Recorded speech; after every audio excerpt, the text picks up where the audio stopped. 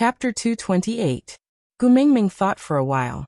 Including Bailey, who had just made it 2 days ago, there should be a total of 7, so she answered Elvis honestly. Elvis asked again, "Then do you know how many partners Maya has?" Gu Mingming thought for a while, and smiled awkwardly. Then she shook her head honestly and said, "I am really not that close to Maya. She used to be with Nina. Although she did not bully Sandy directly, she did watch from the side for a long time. Sometimes, silence is scarier than violence. She is also a half-orc, and I can understand that she does not have the ability to protect Sandy. But I can't accept her staying quietly by Nina's side. It's just that I don't want to offend anyone, and cause the 4 females in the tribe to be at odds with each other. By then, the entire Saint Nazir will not have peace.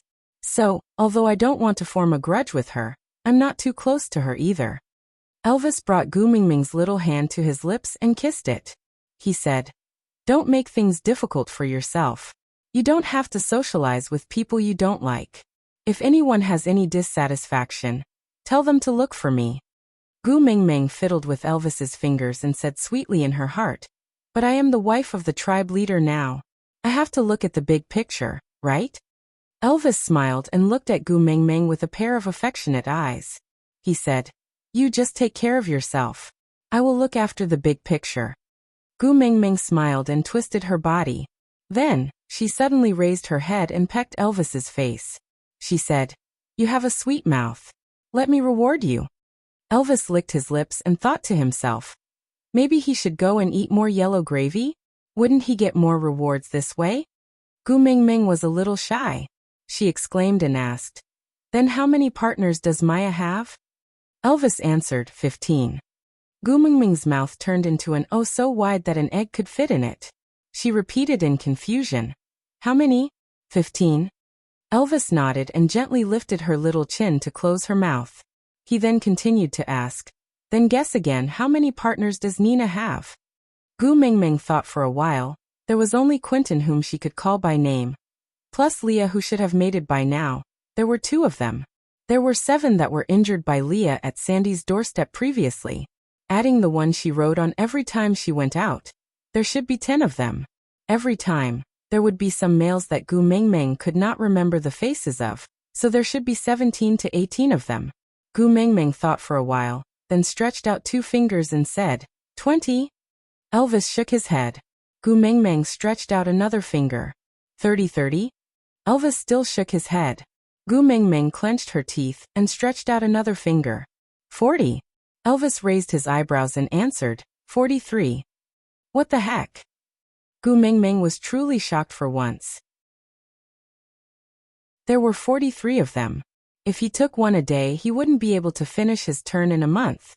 Elvis pushed Gu Mingming's little chin again and said, "Other than Quentin and a few partners who were stronger than her, I'm afraid she herself doesn't even remember the names of those males who had pledged their loyalty to her. In her eyes, those males are the hunters who provide food during the rainy season, the continuous supply of water during the dry season, and the stored food during the winter." Gu Mingming sighed in her heart, and felt that it was not worth it for Nina's partners. Gu Mingming's heart twitched as she thought of Leah. Aside from the topic, the first day of 2018, I've decided to treat my babies better. It's midnight today, to celebrate the new year. Chapter 229. The moment Gu Mingming thought of Leah, she forced herself to divert her attention. Now that she had already mated with Elvis, no matter what the rules were in the beast world, at least she herself could not accept the so-called polygamy system. Mental infidelity was also considered infidelity. Even if others did not know, Gu Mingming knew that she could not get past herself. So she took a deep breath and changed the topic. "But I don't see any partner marks on Nina's body." "That's because she's a female that was banished from the tribe." Elvis snorted in disdain, then continued. "Nina was originally the only complete female in her previous tribe, but a half-orc female accidentally gave birth to a complete female cub. That cub quickly displayed her kindness and beauty, attracting the attention of the new generation of males in the tribe. Nina felt that her position was threatened, so she asked Quentin to kill that pair of mother and daughter. Gu Gu Mingming was so angry that she could not find another word to express her anger. Damn it, was Nina's brain filled with maggots? She already had 43 partners, and she still killed a child because of jealousy?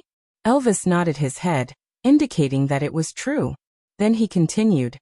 Quentin was originally very strong, and with the advantage of being able to fly, sneak attacks were his trump card. Taking advantage of the fact that the males of the family were unprepared, he grabbed the mother and daughter, flew into the sky, and then dropped them to their deaths. When the female died, the males would die from the backlash of the mating contract. So that entire family died just like that. Gu Mingming said in disbelief. I always knew that Nina had a twisted personality, but I didn't expect her to be so twisted. Just because her child was beautiful, she had to kill her entire family. Pervert. Elvis caressed Gu Mingming's little face gently. So although she was a precious complete female, her original tribe did not dare to keep her anymore. In the beast world, no matter what mistakes a female committed, they cannot be killed. So Nina herself did not have to pay any price. But Quentin, as the executor, naturally had to go to the platform of the deity's punishment, and Nina's other partners would be executed as accomplices. Gu Mingming truly felt wronged for Nina's partners. Why would they rather be single for 10,000 years than marry such a scourge? Elvis continued. I'm not sure how many partners Nina had at that time, nor did I ask.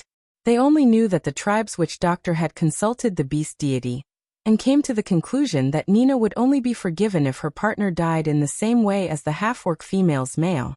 Therefore, one of Nina's partners personally gave Nina the talisman water to wash away the mating marks, and watched her drink it without hesitation. Then they watched as the mating marks on her body disappeared bit by bit, and all of them rotted to death bit by bit, until he turned into a pool of blood. The eyes of the partner who gave Nina the water talisman were still looking at Nina affectionately. His last words were, as long as you can live well, that's enough. Then why is Quentin all right? Gu Mingming asked. Because at that time, Quentin had not mated with Nina yet. Nina said that she would only accept Quentin into her family if he killed the mother and daughter for her. Aside from the topic, thank you to the little babies from Xiaoxiang Academy, Siki 924. Ear 7107. QQA 97 Bob 2F. For the flowers and Wawa Little Frog for the comment votes. Thank you to the little babies who have been accompanying Susu in 2017. Thank you for despising me, ridiculing me, and loving me at the same time. Chapter 230. Gu Mingming was so speechless that she did not know what to say. No wonder Quentin was Nina's first partner. Nina's previous partners had all died because of her. Then how did this scourge come to Saint Nazir? Gu Mingming asked in disdain. Quentin, who came down from the platform of the deity's punishment, mated with Nina as he wished. Then he brought the banished Nina away from their original tribe. There was a half-orc female in that tribe who was very good friends with the half-orc female who had died. In order to avenge her dead friend, she ordered all her males to block Nina and Quentin outside the tribe. Quentin's wings were injured in the battle, and he could no longer fly. Then he came to Saint Nazir. At that time, Saint Nazir only had 2 half-orc females, Sandy and Maya. Although Nina was notorious, she was still a precious complete female. In addition to Quentin's outstanding abilities, Leah suggested that I take them in. Gu Mingming laid quietly on Elvis's knees and listened to his story. She did not interrupt and just listened quietly. Elvis trusted Lee's judgment very much, so he took Nina in without any hesitation.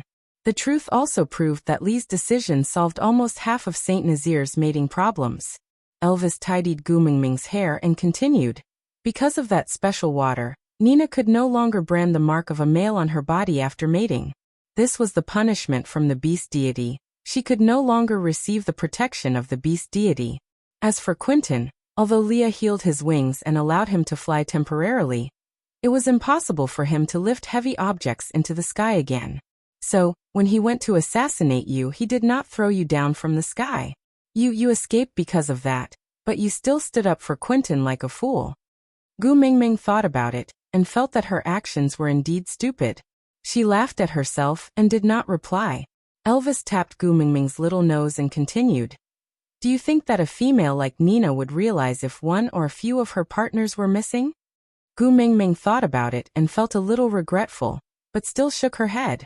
Elvis smiled and said sadly, "Indeed, she would not realize at all.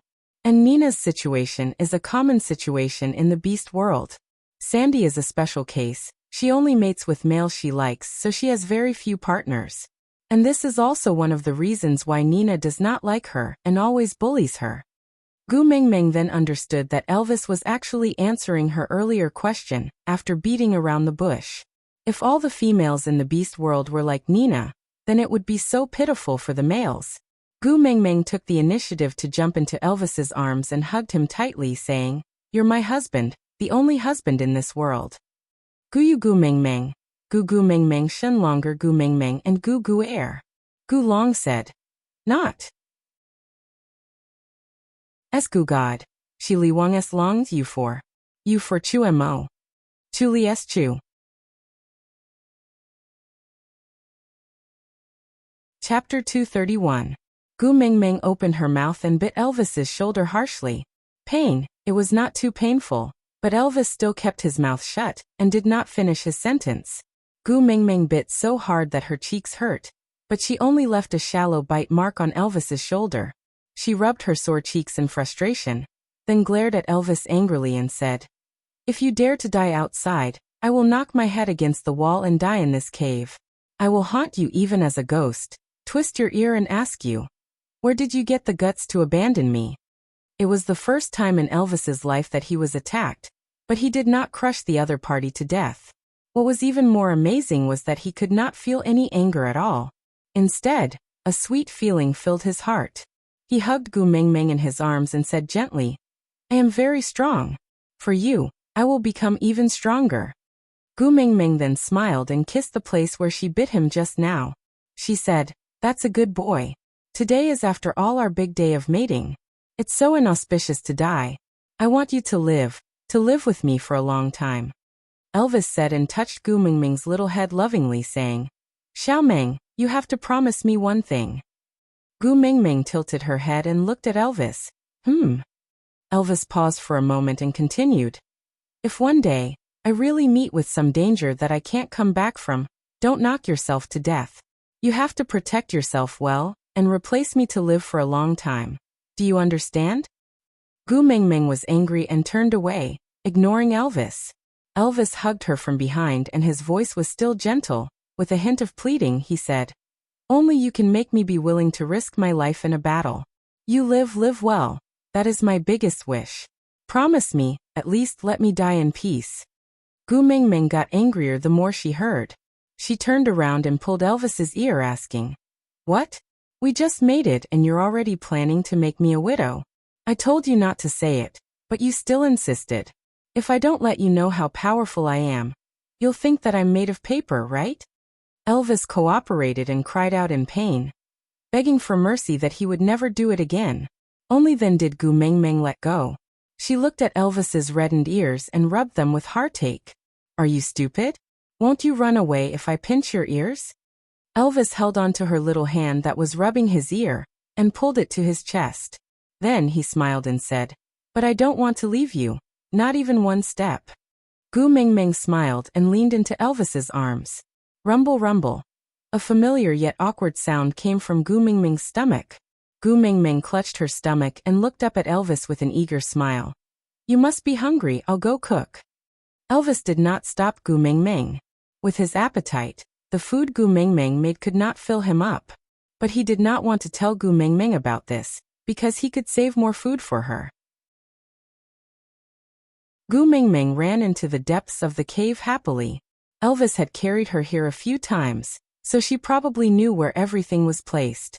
Roasted sweet potatoes, sweet and delicious roasted sweet potatoes. Gu Mingmeng squatted at one side and picked 2 moderately sized sweet potatoes from the pile of sweet potatoes that were as high as a small mountain.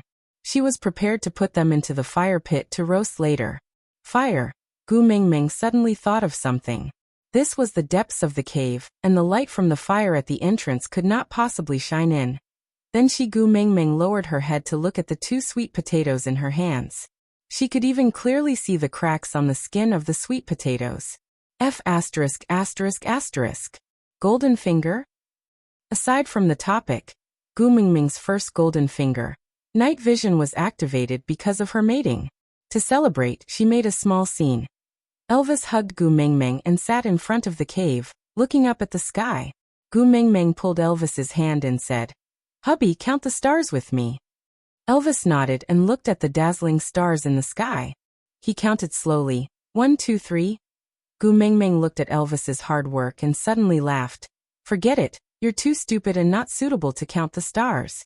How about this, I'll count the stars and you count the moon."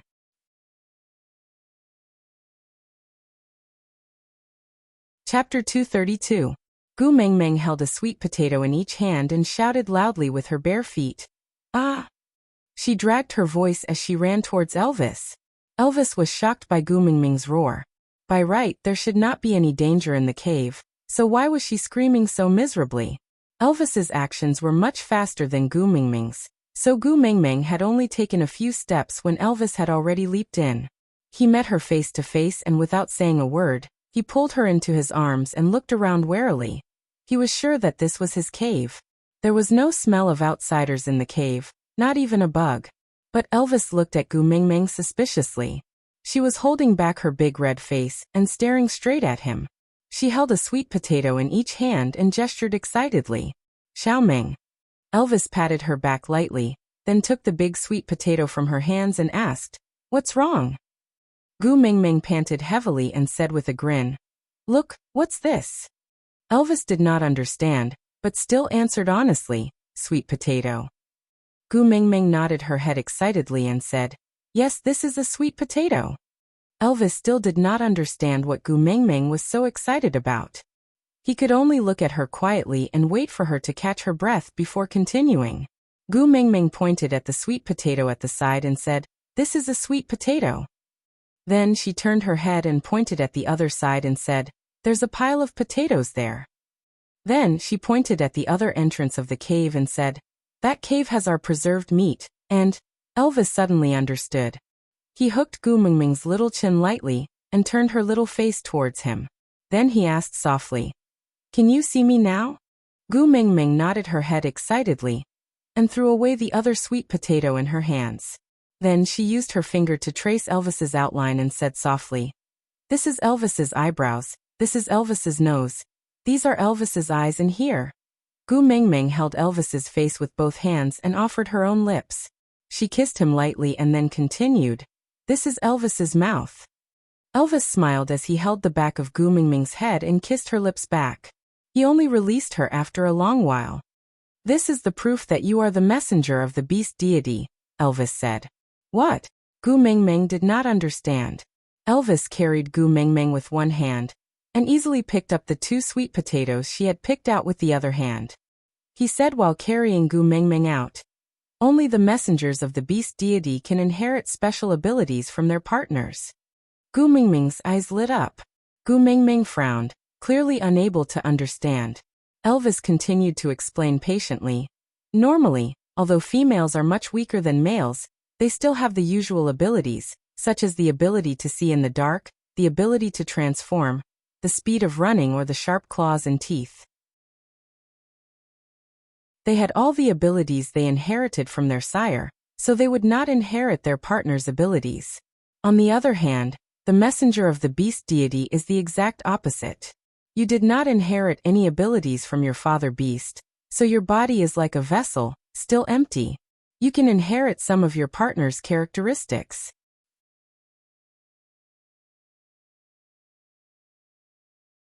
Chapter 233. Elvis did not know who a husky was, but he heard Gu Mingming call him that a few times, so he thought that maybe in Gu Mingming's original world, a wolf's nickname was a husky.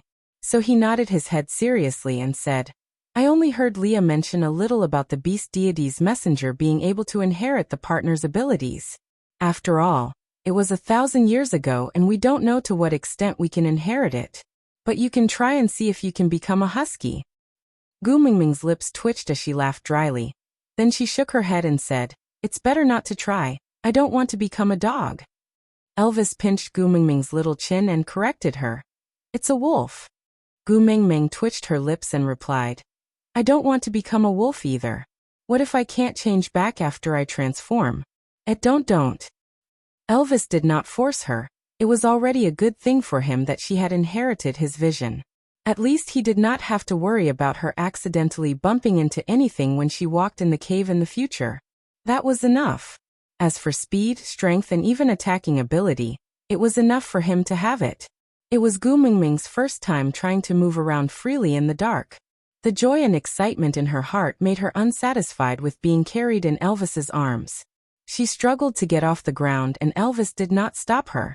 He just found 2 thicker pieces of beast skin to wrap her little feet up and let her run around in the cave.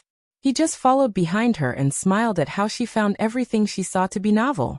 He smiled faintly. She had to admit that Elvis's cave was really huge. Gu Mingming had never been so deep in the past, or rather she had been here before, but she had no impression of it at all. Because once she left the space near the entrance of the cave, she would be blind with her eyes open. Elvis would carry her wherever he went, and she would not know where she was at all. But it was different now. Everything was so clear to her. This feeling was too realistic, and Gu Mingming was so happy that she was about to fly. Humph humph humph, Gu Mingming hummed a tuneless little tune, and entered the self-exhilarating mode of exploration. Every time they entered a deeper cave, Gu Mingming would feel a wave of nervousness and excitement. Elvis carried Gu Mingming up gently and asked with a smile, Aren't you hungry? Do you want to go eat something first and come back later to continue watching? Gu Mingming was having fun. How could she retreat now? She shook her head and took out 2 pieces of dried fish from her pocket. She placed one in her mouth and chewed it for a while before sending the other piece to Elvis's lips. I took this from that house just now. This is for you. Elvis did not take the dried fish from Gu Mingming, but instead he took another bite of the piece that Gu Mingming had bitten off, following the bite marks left by Gu Mingming's teeth. He imitated Gu Mingming's way of chewing, before nodding his head in a serious manner. Yeah, it's really delicious. Gu Mingming bashfully punched Elvis's chest, then scolded, annoying, before running deeper into the cave. For the next half a month, Gu Mingming was in an extremely excited state. She could suddenly see everything in the dark, which made her feel extremely curious. Elvis's acupuncture point was also big enough. She struggled to stay in different rooms every day, and Elvis had to help her carry the small bed that was made from 2 big pieces of solid wood. Although this kind of carrying was meaningless, Elvis felt that nothing was more blissful than accompanying her to do these meaningless things that could make her happy when he saw Gu Mingming's smiling face.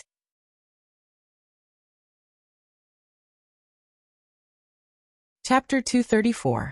Xiaoming. Elvis laid on the side of the bed and circled Gu Mingming in his arms. His fingers brushed past her cheeks, full of love and cherishing. He hesitated for a moment before finally asking, Can you sing a song for me too? Gu Mingming smiled and nodded. Then she sat up and looked at Elvis. After thinking for a moment, she cleared her throat and sang, I close my eyes and breathe next to your heartbeat. And now, we are the only ones left on earth. The melody was melodious and every note carried Gu Mingming's sweet feelings at that moment. Her fingers gently tangled with Elvis's ink-like long hair, twisting it in her hands before releasing it slowly. When she sang, Love you, love you, love you, we will always be together, she even paused and secretly kissed Elvis's lips before continuing to sing. She would not ask Elvis why he suddenly wanted to listen to her sing, because she did not ignore the word, also that Elvis said. After coming to the beast world, Elvis was the 3rd person who could make her open her mouth to sing. The first was Sandy. Guo Jing's Dowry had already become her exclusive song. The second was Leah. She did not expect him to sing the song, A Little Luck, back then to suit the situation. Elvis naturally would not use the word, also on Sandy. He was definitely referring to Leah. When Gu Mingming finished singing this song, Elvis seemed to have heaved a sigh of relief. How afraid was he that Gu Mingming would reject him and not sing a song for him? How afraid was he that Gu Mingming would sing a sad song again? But luckily, Elvis hugged Gu Mingming back into his arms and asked, What's the name of this song? Gu Mingming replied, This song is called Love You. The original singer is Chen Fengyu. When I first heard it, the variety shows in Taiwan could still be watched in the Celestial Empire. She went on the variety show to do publicity. She had a small stature, but her explosive power was shocking. She was definitely in the opening song series. But when I listened to the official version, it was not as infectious as the live version. But it was still very nice to listen to. Elvis still did not understand a large part of Gu Mingming's words. But even so, Elvis still felt very happy to see her talking about her past with such vigor. The past that he didn't have the chance to participate in, even if it was just a little, made him feel a little closer to her. Crack crack. An inharmonious voice sounded. Gu Mingming did not notice it, but Elvis's entire body tensed up. He pulled over a beast's skin and wrapped her up. Then he looked at the direction of the cave with his guard up while saying, "Hide in the cave where we store our salted fish. Unless I come to fetch you. Don't come out no matter what you hear or see." Gu Mingming did not know what was going on, and was confused by Elvis's nervousness. She turned around and asked while being hugged by Elvis, What's wrong? What's going on? Why did you hide it?" Chapter 235. Gu Mingming did not know what had happened, but she decided to trust Elvis. Thus, she wrapped herself tighter with the beast skin that Elvis had wrapped around her body and walked deeper into the cave.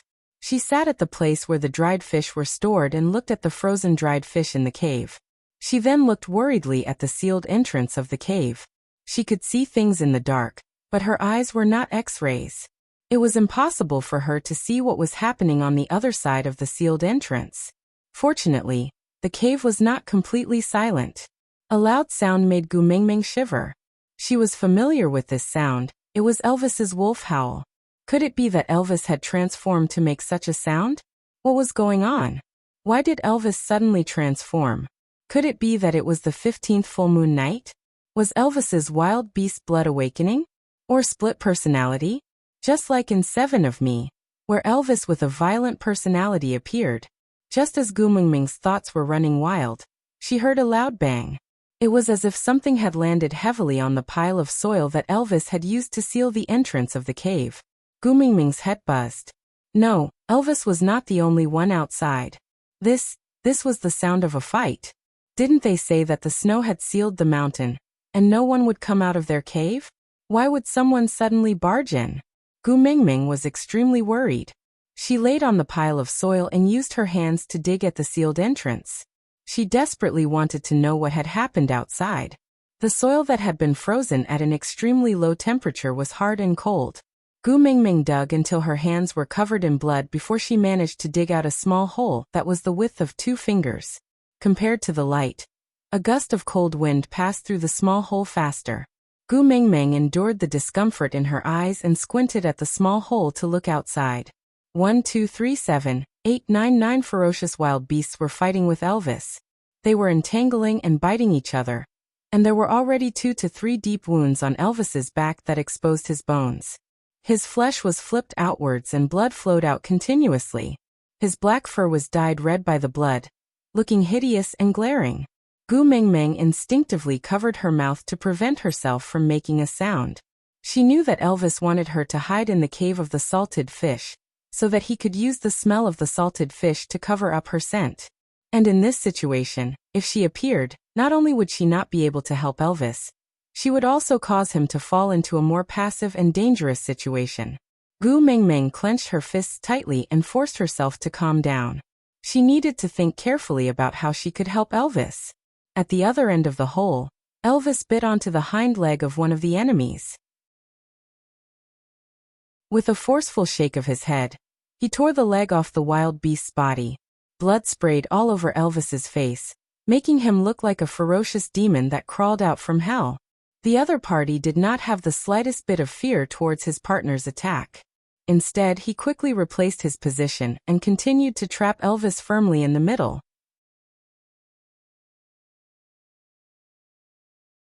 Chapter 236. Gu Mingming felt a wave of disgust. She retched twice but nothing came out. She could only squat under the small hole and panted heavily, trying to calm herself down as quickly as possible. Originally, we didn't know that your cave was here.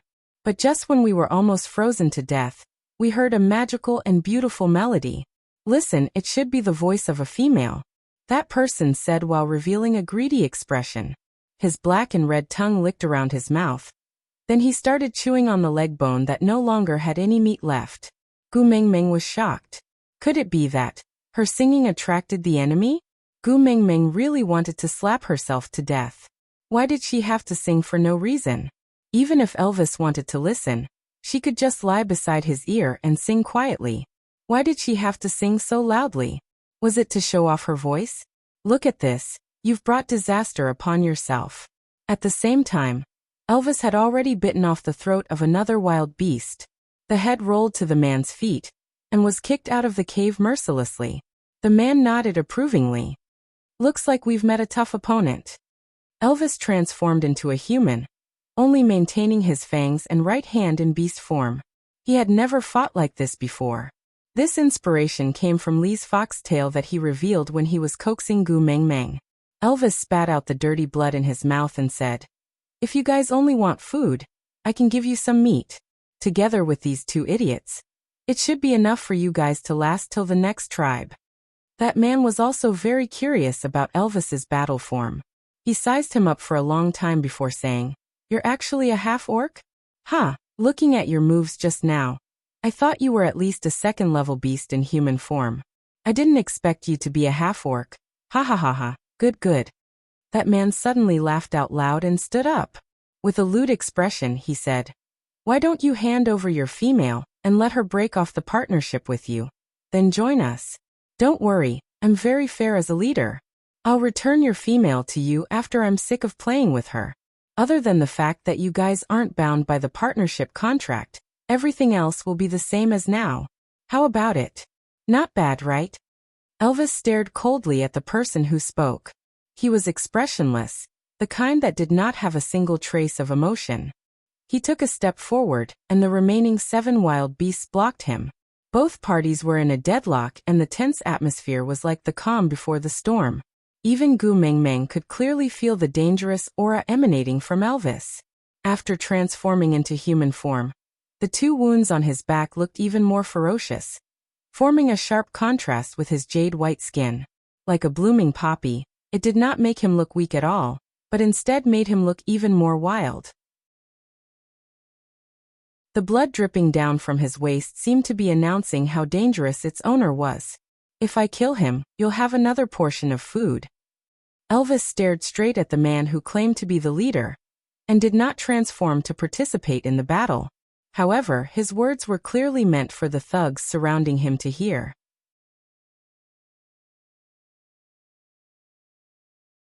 Chapter 237. The 7 wild beasts surrounding Elvis exchanged glances and slowly took half a step back. This meant that they had reached an agreement. Elvis glanced at them and nodded to express his approval. Then he slowly walked towards the man who claimed to be the leader. That man also threw away the leg bone he was chewing halfway and stood up to stretch his neck. He was still smiling in an extremely disgusting manner. Gu Mengmeng swore that she had seen so many television dramas, but she had never seen an antagonist with such a repulsive face like this fellow. Sure enough, there was a difference between a real bad guy and a fake bad guy. Interesting. The man shook his head and transformed into a huge tiger, pouncing towards Elvis with a roar.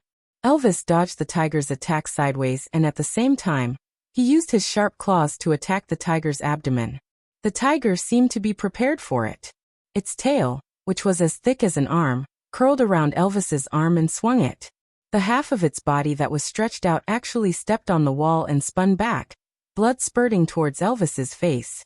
Elvis's lips curled up, and he actually smiled. The tiger knew that things were not good, but it could no longer stop. Because it was not his tail that had wrapped around Elvis's hand, but Elvis's hand that was tightly grabbing onto his tail.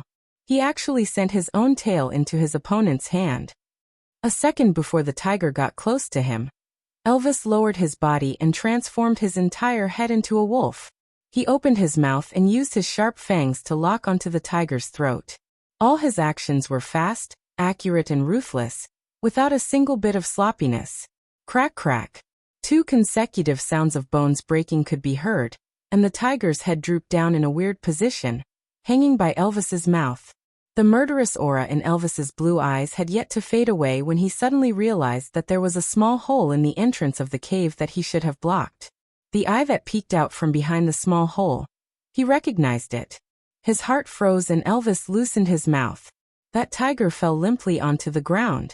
The 7 wild beasts that were his accomplices just a moment ago pounced forward and started to divide the tiger's corpse. Elvis straightened his back and said coldly, "Saint Nazir does not welcome stray beasts. Take your food and leave. Otherwise, you will become my reserve food for this winter." The 7 beasts looked at each other. The reason why this tiger was the boss was because the 7 of them couldn't beat him. However, the black wolf in front of them had easily killed him. In other words, they were absolutely no match for him. The front paws of the 7 beasts were prostrating in a submissive posture.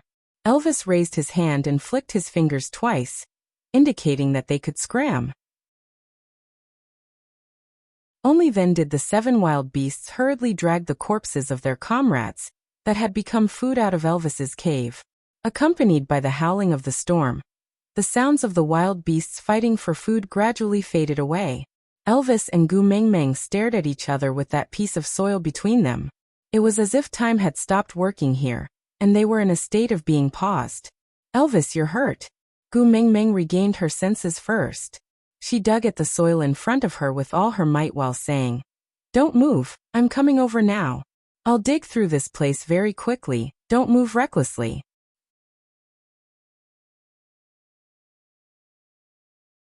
Chapter 238. Gu Mengmeng wrapped her arms around Elvis's waist and felt a wave of warmth in her hands. Her eyes teared up and she said in a sobbing tone, "You're hurt, you're hurt." Elvis hugged Gu Mengmeng tightly, who was trying to break free from his embrace, so hard that he could not help but tremble. After a long while he said in a voice that sounded like hot sand grinding against iron, "Don't leave me." Gu Mengmeng could not break free, and was so anxious that she started crying. She stomped her feet and wanted to punch Elvis but was afraid of touching his wound. So she just waved her hands and said, "Are you an idiot? I'm already yours. Where else can I go? Let me go and let me see your wound." Elvis's body stiffened. He carefully held onto her shoulders and looked into her eyes. "Just now you saw me kill that stray beast, right? Which one?" Gu Mengmeng was anxious to see the injuries on Elvis's back, but Elvis refused to let go no matter what. Gu Mengmeng was so anxious that she jumped up and down. I saw it, I saw all 3 of them." "You aren't afraid?" Elvis's expression was as if he was treading on thin ice, his blue eyes filled with uncertainty. Gu Mengmeng looked at Elvis as if she was looking at an idiot. "If you don't kill them, they will kill us. I'm not Tripitaka. I don't have the hobby of improving the food of demons. Don't you think I'm cruel?" Elvis was surprised by Gu Mengmeng's answer. He clearly remembered how she cried when she saw others injured and bleeding on the day of her coming-of-age ceremony, when Leah was guarding the tower. He knew that she did not like violence, did not like killing, did not like blood. But she had just witnessed that cruel and bloody scene with her own eyes. The moment he met her eyes through the small hole, his heart suddenly tightened. He could almost see Gu Mengmeng's face of disgust, and he even felt that she might leave him because of this. But she said, "If you don't let me check the wound, do you believe that Lil Miss is crueler than you?" Gu Mengmeng steeled her heart and stepped on Elvis's foot, twisting her foot with force saying, "Let me tell you, when I get angry, even I am afraid of myself. Hurry up and let go of me. I want to check your wound." Gu Mengmeng's little strength was nothing to Elvis. However, his heart was so warm. Gulp, gulp. A resurgent heartbeat came from his left chest, and Elvis felt the blood that had congealed start to flow again. Hugging her tightly in his arms, he took a deep breath and said, "Xiaomeng, thank you. Thank you." With that, Elvis's body suddenly went limp and he slid off Gu Mengmeng's body. Gu Mengmeng wanted to catch Elvis, but she did not have enough strength. The most she could do was to slow down his fall to prevent a second injury. "Elvis, Elvis, how are you? Don't scare me." Gu Mengmeng patted Elvis's face but he did not react at all. What to do? What to do? Gu Mingming was so anxious that she was going around in circles. She should not have learned human resource management in the first place. She should have gone to a nursing school to learn nursing.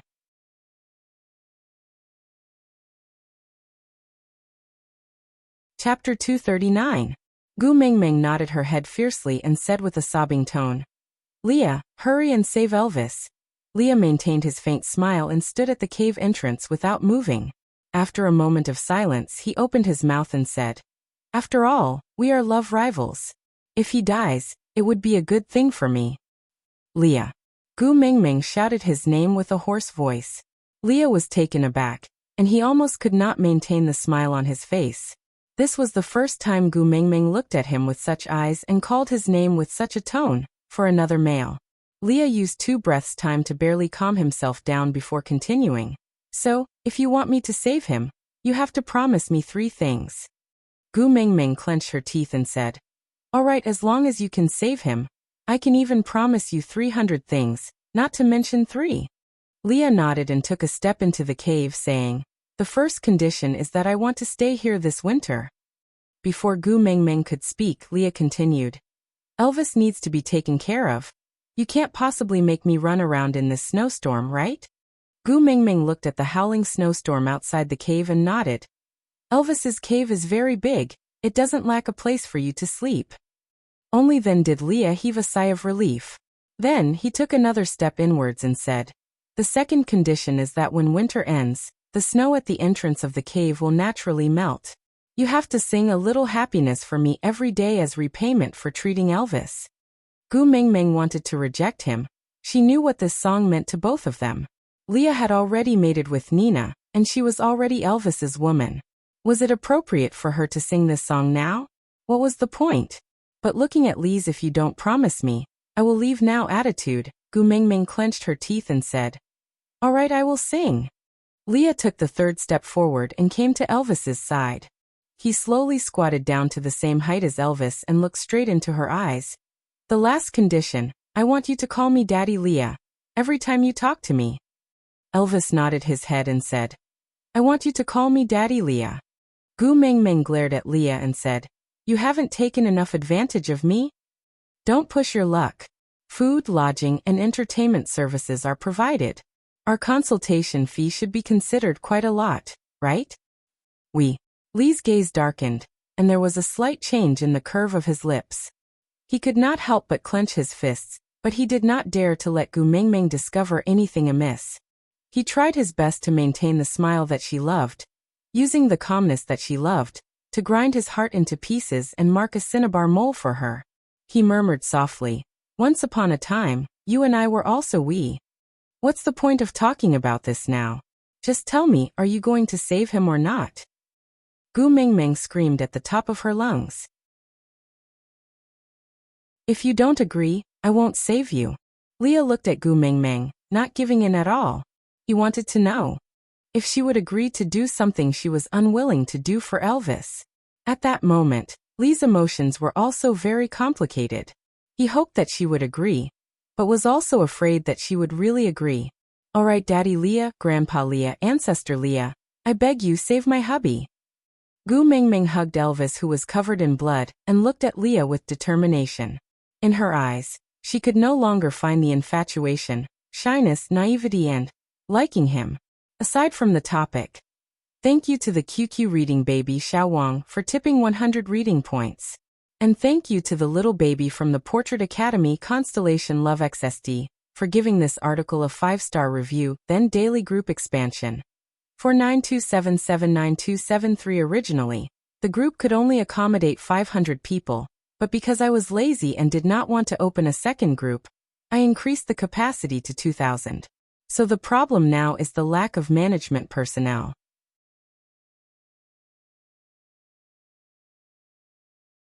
Chapter 240. Leah did not speak, not because he did not want to, but because he could not open his mouth. These days, all he could think about was reuniting with Gu Mingming. He endured every long and difficult second, even guarding outside the cave for Elvis and Gu Mingming's mating. He could clearly hear her every moan, every cry of pain, and every time she felt pleasure. That was undoubtedly a form of torture. The only belief that supported him was that Elvis had finally become her first partner, so he could return to her side. As long as she was willing to nod her head, as long as she still wanted him, he could be with her forever. But the reunion that he had fantasized about countless times had never been like this. Her eyes could no longer reflect his image. Her expression was only one of rejection and resistance. That Daddy Leah, that disturbed his heart in his dreams at night, was now like a sharp sword stabbing into his chest. The pain was nothing more than that. Leah suppressed his discomfort and checked Elvis's wound carefully, then did emergency treatment. He could clearly tell from Gu Mingming's expression how much she cared about Elvis. If Elvis had any intentions, he would undoubtedly lose her, forever and completely lose her. That night, Gu Mingming curled up beside Elvis and fell asleep. As for Leah, he sat quietly by their bedside for the entire night. The next day, Gu Mingming's first reaction when she woke up was to touch Elvis's forehead. Only after confirming that he did not have a fever did she secretly heave a sigh of relief. She carefully lifted up the beast's skin and looked at the hideous wound on Elvis's back. The blood had stopped flowing, and the wound was showing signs of healing. There was no infection, thank God. Gu Mingming was about to boil some water to wash up when she saw Leah slowly walking in from the space near the entrance of the cave where Gu Mingming and the rest used to stay. He leaned against the wall and said, "I've prepared the water for you to wash up. I've made grilled fish and potato soup for breakfast. Go eat some to fill your stomach first, in case you fall sick again before Elvis wakes up." When Gu Mingming saw Leah, she was taken aback. Perhaps it was because she was still in a daze. Her mind was in a mess, as if she did not understand why Leah would appear here. Leah sighed and continued, "You know, to the tribe, females are far more precious than males. So once you fall sick, I will definitely prioritize taking care of you. In that case, Elvis's condition would definitely be more neglected. If you don't wish for Elvis's injuries to not be taken care of properly, you better try your best to take good care of yourself. Don't distract me." Gu Mingming patted her own face to keep her mind clear. Then, she nodded to indicate that she understood. She took an extra piece of beast skin and wrapped it around herself. The beast skin Elvis had previously given her to wrap her feet had also been modified into a pair of suggested leather boots a few days before those stray beasts charged in. Although it wasn't as exquisite as the ones on Ta Ba, the material was solid, and it was warm and comfortable. Gu Mingming turned sideways and walked past Leah. From the start to the end, she did not say a single word to Leah. In the end, she was still unwilling to call him Daddy Leah. Right? Not long after, Leah heard the sound of Gu Mingming washing up, followed by the sound of her eating. The corners of his lips curved upwards. Luckily, she did not reject the food because he was the one who prepared it. Leah slowly slid along the side of the bed and sat on the floor. He bent one leg against the floor, while the other was arched. Both his arms were casually placed on top of his own legs. His gaze was fixated on the spot where Gu Mingming had just walked away from. With his back facing Elvis, he muttered, "Congratulations, you've leveled up." Aside from the topic, thank you to the little darling Little Su Yanxi from QQ Reading for tipping 99 reading points. And thank you to the little darling G9 Hung from Xiaoxiang Academy for tipping the recommendation votes. Thank you to everyone for using all kinds of methods to support Susu. I have seen every message you left and I will remember every tip you gave me.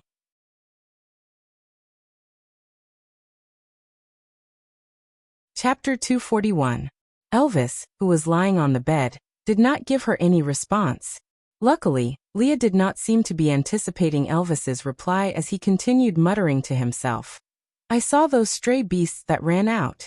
They fought each other because of the uneven distribution of food. In the end, all of them were severely injured and froze to death outside." Lee's voice was calm, as if he was listening attentively to the sound of Gu Mingming drinking her soup. His eyes were filled with gentleness, as if he could see the little person eating through the wall. "It's impossible for them to hurt you. So, you purposely got injured to create an opportunity for me, right?" As Leah said, he turned his head slightly to look at Elvis, who was lying on the bed. He smiled bitterly and said, "Thank you. And don't worry, there's nothing in this world that is worth me giving in to Gu Mingming. This time, I won't let her suffer anymore." After Leah finished speaking, he slowly stood up and walked out. Gu Mengmeng had already finished eating, and he was going to clear the dishes.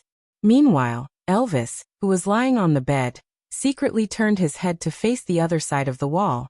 Even though he could not see anything, he still did not want to see Gu Mengmeng being intimate with others. Gu Mengmeng.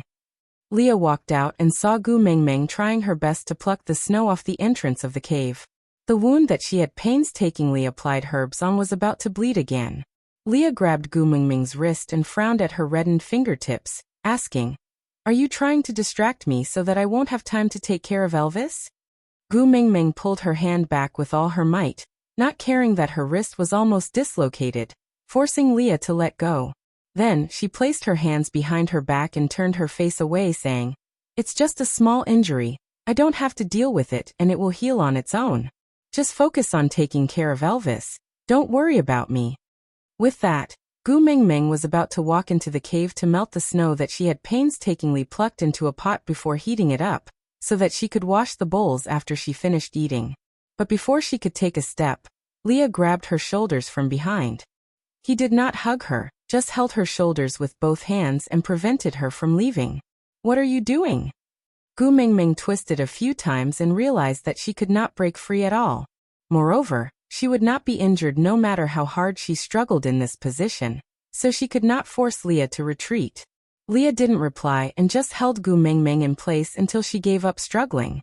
He then said, "If you just want to wash the dishes, you can leave it to me. It's natural for a male to take care of a female. You don't have to hurt yourself just to argue with me." Gu Mengmeng rolled her eyes and sneered. "It's an illness to think too highly of yourself. You have to be cured. If you hadn't quarreled with me, you could have left the cutlery here as before and waited for me to clear it." Gu Mengmeng took a deep breath and said slowly, "I don't have the habit of letting other males take care of me. Mengmeng, if there's nothing else, please let go. I still have to take care of Elvis after I'm done washing the dishes." Leah could not loosen his grip. The touch he yearned for day and night had finally come true. How could he dare to let go? He knew very well that as long as he loosened his fingers, she would slip away.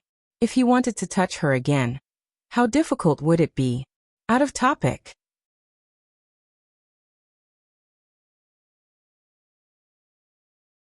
Chapter 242. Leah said with a trembling voice, "In my name, I swear to the beast deity that I will pledge my loyalty to you for the rest of my life. From today onwards, only you are my deity, my life, my everything." Gu Mengmeng's body was so stiff that she could no longer move. Even breathing became difficult, let alone struggling. She thought that she had shed enough tears for Leah. She thought that she would not cry for him anymore.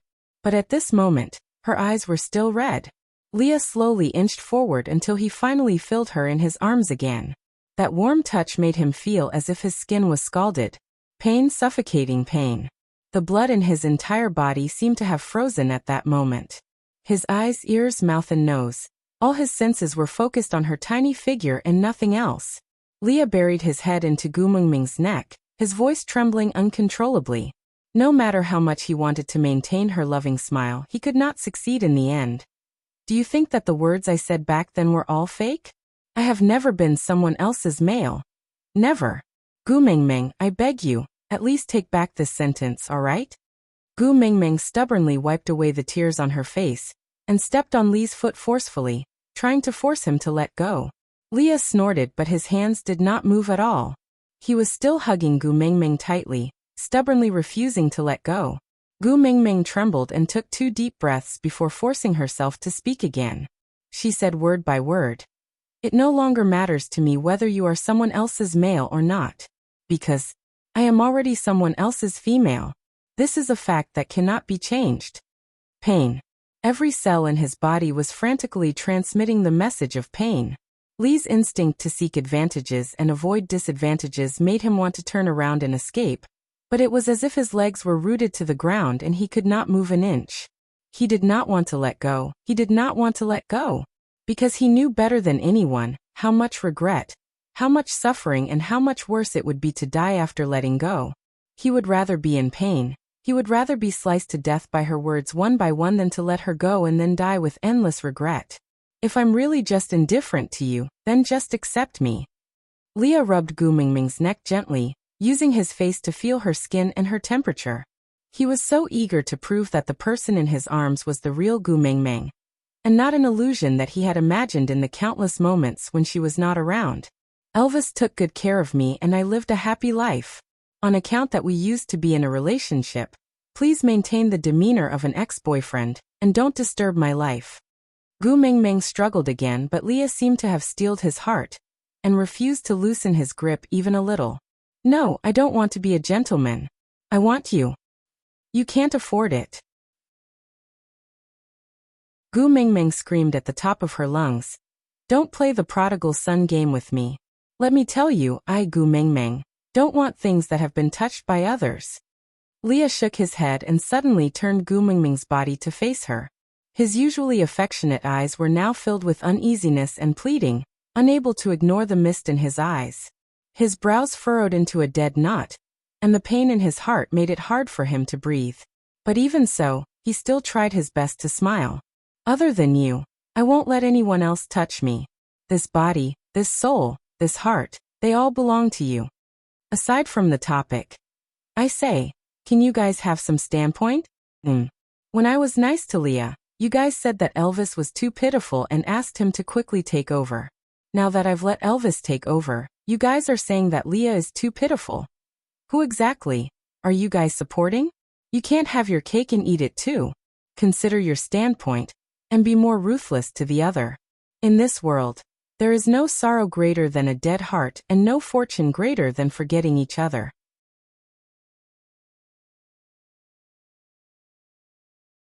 Chapter 243. The last time Nina hugged my waist, I have already burned the beast skin dress that she touched. If you still feel that it's dirty, I will peel off this layer of skin from my waist, alright? As Leah spoke, he retracted one hand from Gu Mingming's shoulder. Then he made his fingernails grow long and sharp in front of Gu Mingming, reaching towards his abdomen without hesitation. Gu Mingming did not suspect that Leah was lying to her at all. She knew very well how crazy and uncontrollable the males in the beast world could do for females. Almost without thinking, Gu Mingming had already grabbed onto Lee's wrist with both hands, preventing him from hurting her. Leah suddenly smiled. His smile was so joyful and humble.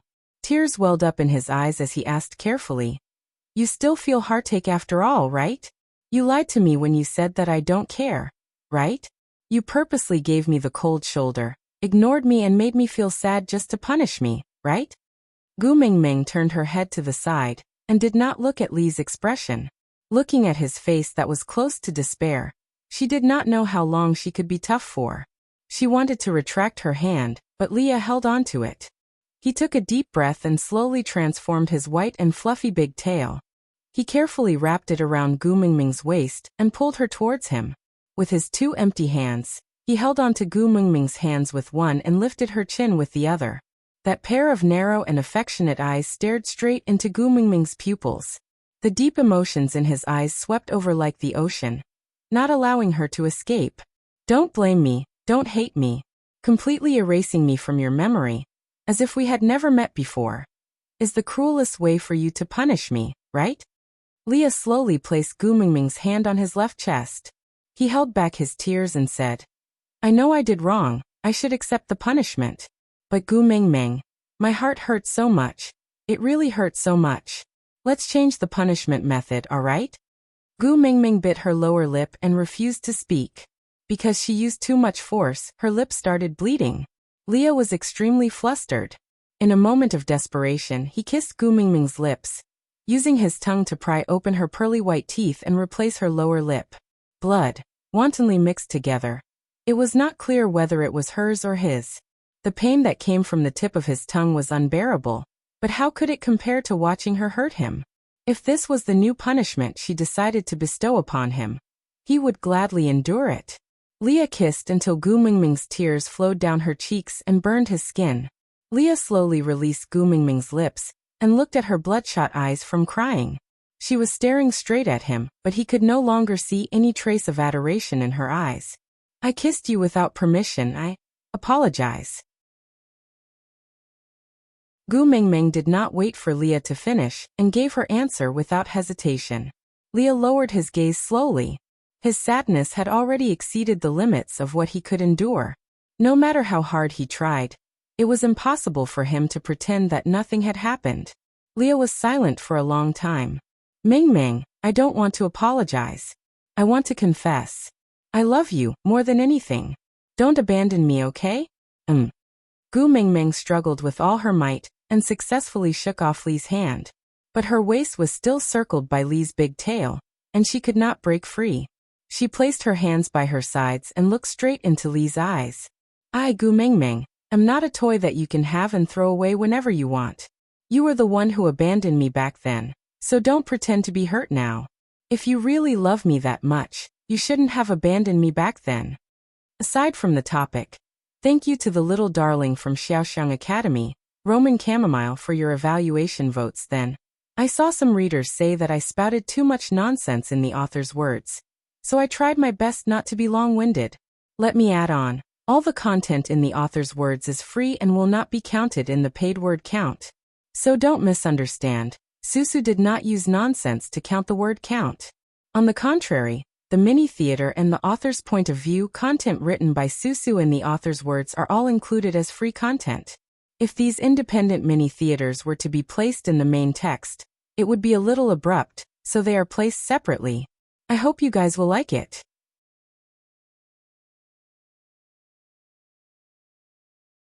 Chapter 244. Gu Mingming squeezed every word out through her clenched teeth. She pointed at the large tail wrapped around her waist and said coldly, "Let go of me, or else I have 10,000 ways to make you regret." Such as? Leah calmed down when he saw Gu Mingming's furious look. He was not afraid of her arguing or throwing a tantrum. Even if she wanted to kill him to appease her anger, he was willing to let her dig out his heart and liver. What he was afraid of was that no matter what he did, Gu Mingming would not have any reaction, as if he was no longer important. The fact that he still had the ability to make her angry was already a huge piece of good news. Gu Mingming had to admit that it was just a vicious remark that she blurted out. But after being teased by Leah, she had no choice but to come up with a plan to make him believe that she would really do something crazy. Gu Mingming suddenly laughed coldly and said, "For example, destroying your beloved tribe, hurting your beloved female, toppling everything you care about, except letting you live well. With me around, no one can hurt my beloved female." Leah caressed Gu Mingming's face gently and said with utmost tenderness, "Even if it's you, you can't." Gu Mingming slapped away Li's hand that was caressing her face and said, "Don't say that you love me, because you're not worthy." Leah did not say anything, and just looked at Gu Mingming quietly.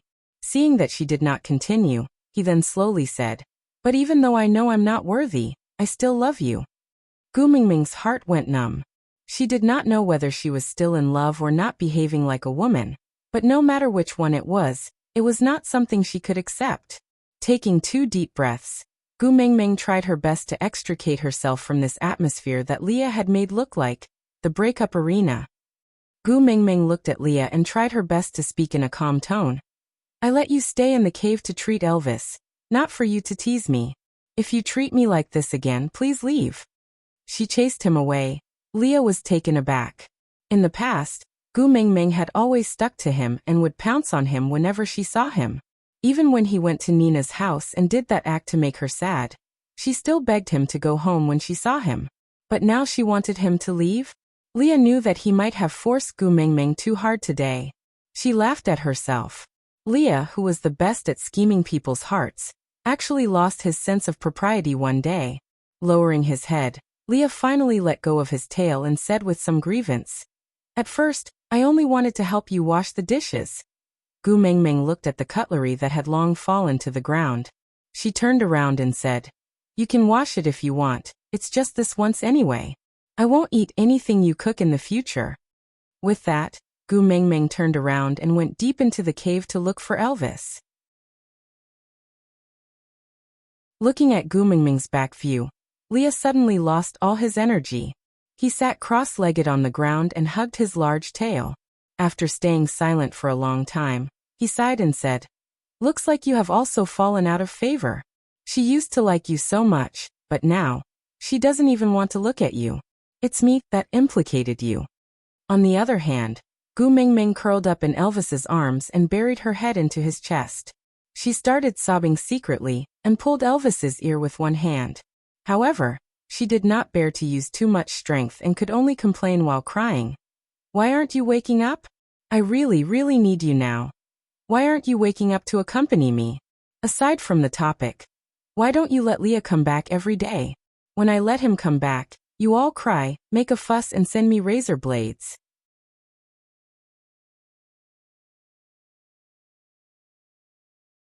Chapter 245. Elvis furrowed his brows tightly and clenched his fists before slowly relaxing them. He just quietly accompanied Gu Mingming, waiting for her to cry and fall into a deep sleep beside him. How many more times was he going to watch her cry for Leah? Pretending to be silent was the best he could do. Did he still have to personally ask her to take Leah as her partner? In the past, he could bear with the heartache and say such words. But now, he was ultimately selfish. After tasting the one and only bestowed by Gu Mingming, who would be willing to break it? He was not afraid of the dangers of the beast world. For Gu Mingming, he could shake the heavens and earth, become a deity or a demon. As long as he could protect her, he could do anything.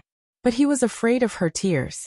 He could not bear to see her force herself to give up on Leah even though she clearly liked him. As long as she could be happy, he could accept Leah. He definitely could. But why? Why was Xiaoming crying in his arms, seeking his warmth and support? Elvis slowly opened his eyes and used the beast's skin to cover Gu Mingming.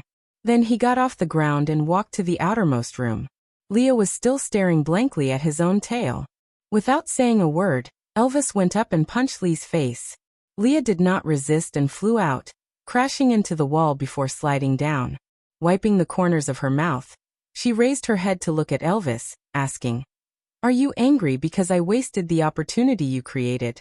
Or because you're afraid that after I really reconcile with Mingming, I'll split your love?" Elvis took a step forward and strangled Lee's neck. He stared coldly into his eyes and said, "I am angry because you made her cry again." Leah was experiencing the feeling of suffocation, but he just smiled. He did not seem to be afraid of the lack of oxygen, or even death. Elvis suddenly let go and turned to walk into the cave. Leah looked at Elvis's back view and asked in surprise, "You're not going to kill me? Or throw me out?"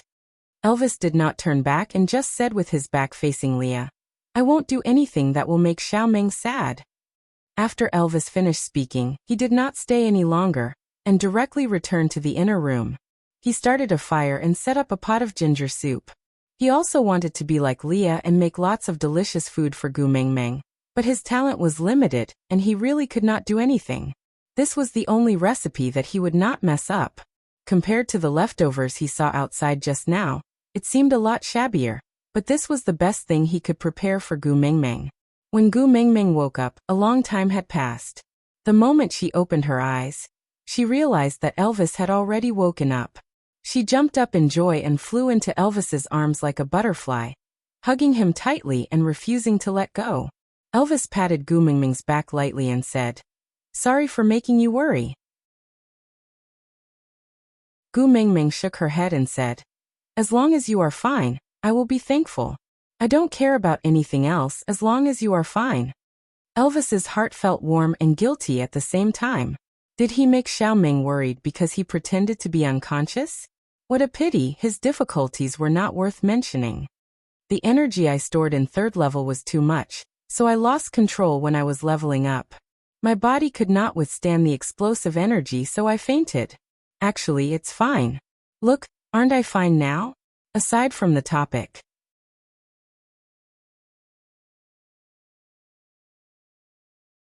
Chapter 246.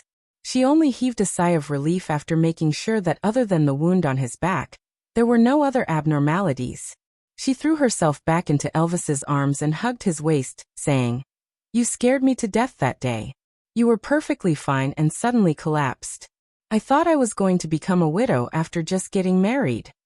Elvis shook his head and said, "You scared me to death that day." As Gu Mingming said, she punched Elvis in his arms and said, Don't scare me like this next time, do you understand? Elvis let her do whatever she wanted. He felt especially blissful even after being hit. He nodded his head cautiously and replied, "All right, I won't scare you in the future." Gu Mingming hugged Elvis and took 2 deep breaths. Then she suddenly remembered that Leah was still outside. She cleared her throat awkwardly and said, "That. I let Leah stay in our cave." Before Elvis could interrupt, Gu Mingming had already sat up straight like a spring. She looked into Elvis's eyes and continued explaining in a flustered manner.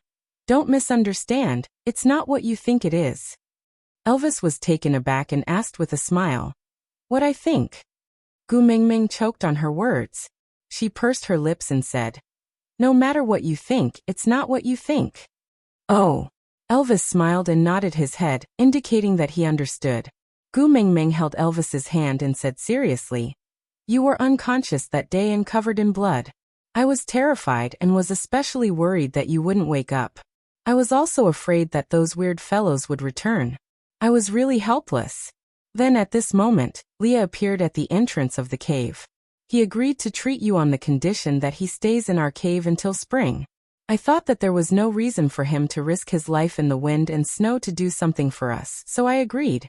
That's all really, there's nothing else. I always believe in Xiao Ming's words." Elvis held Gu Mingming's hand and gently caressed her uneasy face. She definitely did not know how guilty she looked. She was obviously speaking the truth, but she could not make it seem as though it was a matter of course. Gu Mingming asked carefully, "You aren't angry?" Elvis asked back, "Why should I be angry?" Gu Mingming twisted her fingers and said, "It's the matter of making the decision to let Leah stay in our cave." Elvis's heart warmed and he smiled. "The 2 of us have already made it, so strictly speaking, this cave is yours. You can let whoever you want to stay in and chase whoever you want to leave. No one has the right to question your decision, not even me." Gu Mingming tilted her head and asked, "Who says I can't? As a couple, everything had to be discussed. If you feel uncomfortable, of course you can say it. It was my fault to let someone else stay in my house. If it were me, I would definitely feel uncomfortable. I can understand if you are angry, but can you not be angry for too long?" It was really a special situation back then. Elvis pulled Gu Mingming's little shoulders and looked straight into her eyes, saying, "I'm not angry, really not." This time, it was Gu Mingming's turn to be confused. She tilted her head and looked at Elvis, asking, "I let my ex-boyfriend stay at my house, and when you were unconscious. Aren't you angry? Aren't you afraid that he's your next-door neighbor?" Next-door neighbor? Elvis did not understand. He was very sure that there was only his cave in his territory. Next door seemed to be the cave for storing dried salted fish. Was the salted fish nicknamed next-door neighbor Old Wang? But why should he be afraid? And even if it was salted, Leah was a salted fox. Why would he be a salted fish? I don't understand. I don't understand. Aside from the topic.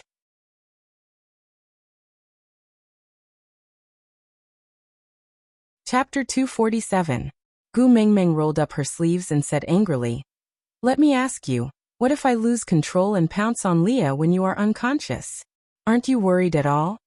Elvis thought for a while and shook his head, replying seriously, "If you want to keep him as your partner, I will support it.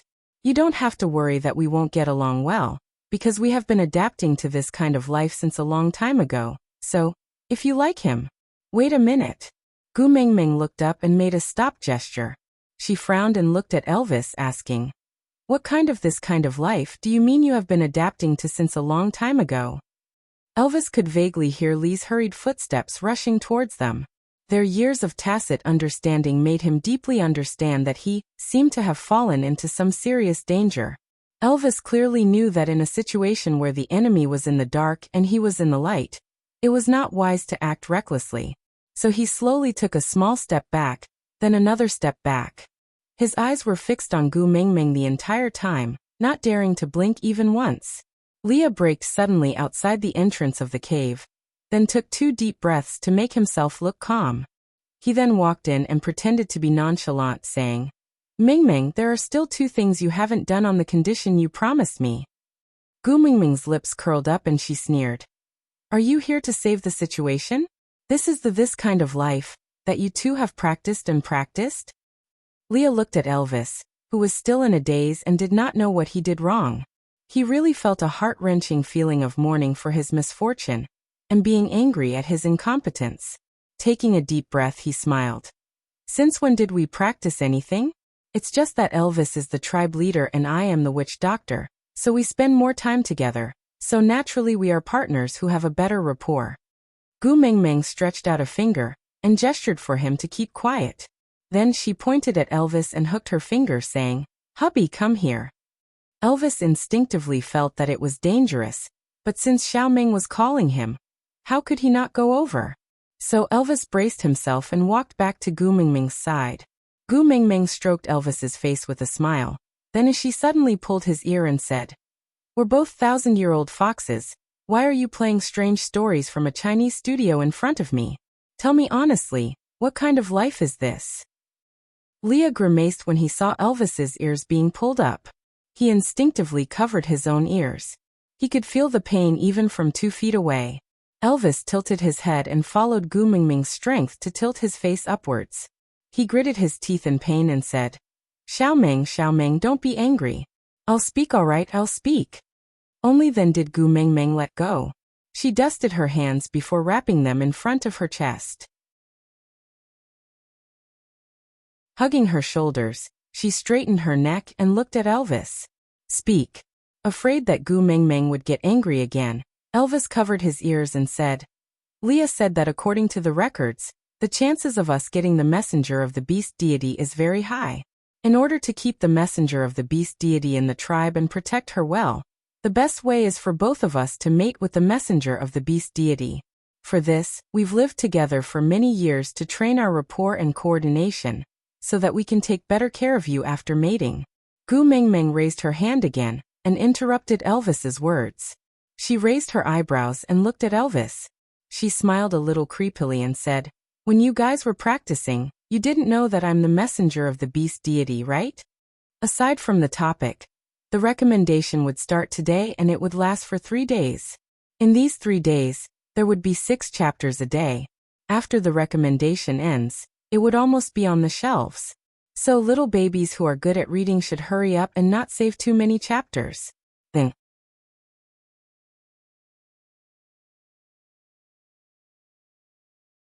Chapter 248. Elvis nodded his head honestly and answered, "Yeah, I don't know." Leah stood behind them and really wanted to slap him to death with his claws. Gu Mengmeng shrugged her shoulders and smiled. She sat on the ground softly and looked up at Elvis. Tears filled her eyes in an instant. Elvis was stunned and hurried forward to hug Gu Mengmeng. "What's wrong? Why are you crying all of a sudden? If you're angry, just pull my ears. I promise I won't hide, all right?" Gu Mengmeng pushed Elvis away forcefully and pointed at his nose, asking, "Tell me, do you like me or the messenger of the beast deity?" Elvis replied with a dumbfounded face, "You're the messenger of the beast deity." Gu Mengmeng kicked him and said, "What if I'm not? What if a real messenger of the beast deity wearing a Qilin armor and stepping on colorful clouds comes one day? When that time comes, will you not want me anymore? Won't you treat me well?" Sop, sop, sop. "Elvis, you actually don't love me, right? You mated with me because you thought I was the messenger of the beast deity, right?" Elvis was completely dumbfounded. He tilted his head and looked at Leah, who was about to sneak away quietly, saying, "Explain to Xiaoming, tell her that she's the messenger of the beast deity." Leah sighed and patted Elvis's shoulder, saying, "Elvis, you really deserve to die." Elvis completely did not understand how things had developed to this stage. Wasn't everything fine just now? Under normal circumstances, shouldn't the female be very happy when the first partner generously welcomed a new member? Why did his Xiaoming suddenly cry? Who could tell him what was going on? Leah took 2 steps forward and stood in front of Gu Mengmeng. He held onto Gu Mengmeng's hand that was pointing at Elvis and pressed it down. He used his other hand to gently wipe away Gu Mengmeng's tears. His smile was always gentle as he looked at Gu Mengmeng and said, "You cry for another male so easily. This makes me feel very jealous." Gu Mengmeng waved her hand and broke free from Li's hand, saying, "We're quarreling. Why are you a lodger? butting in blindly? Leah was taken aback and his expression dimmed. Taking a deep breath, he held on to Gu Mingming's hand again and said seriously, I will tell you everything you want to know. But you have to calm down first, okay? Gu Mingming wiped away her tears harshly and gave Elvis a look. Elvis then sat behind Gu Mingming obediently and pulled the corner of Gu Mingming's shirt carefully. He pushed the blame to Leah and said, It's all Lee's idea, he can definitely explain it clearly. Don't be angry. Listen to him, okay? Gu Mingming gave Elvis a I'll deal with you later expression and turned to look at Leah. Tell me, what exactly happened? Looking at the interaction between Elvis and Gu Mingming, Lee's heart felt like it was churning like a tsunami, but on the surface he remained calm and said, You've seen Dumbo before, so you should know that I was the 9th Highness of Sauter in the past.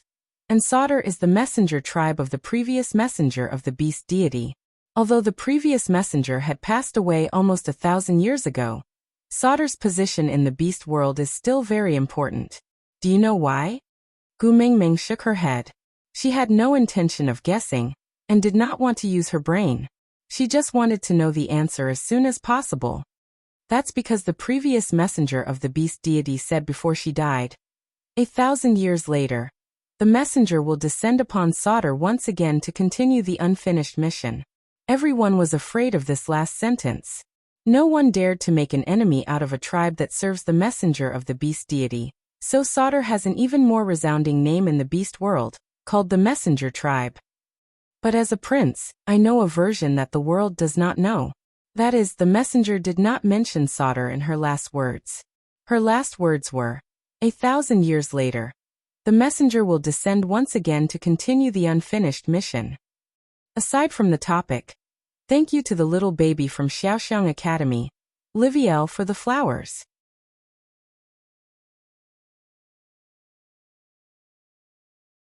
Chapter 249. Gu Mingming frowned impatiently and lifted her chin. Get to the point. What has this got to do with me? What has it got to do with you and Elvis being in cahoots with each other? Leah looked at Elvis and then at Gu Mingming. He swung his furry big tail and said with a serious face, I am a fox, not a wolf, and Elvis and I did not have an affair.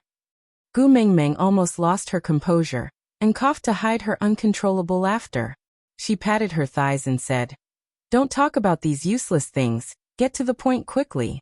Leah knew that Gu Mingming was not as angry as before after being teased by him. At least she had stopped crying, so he calmed down a lot and started to tell the story.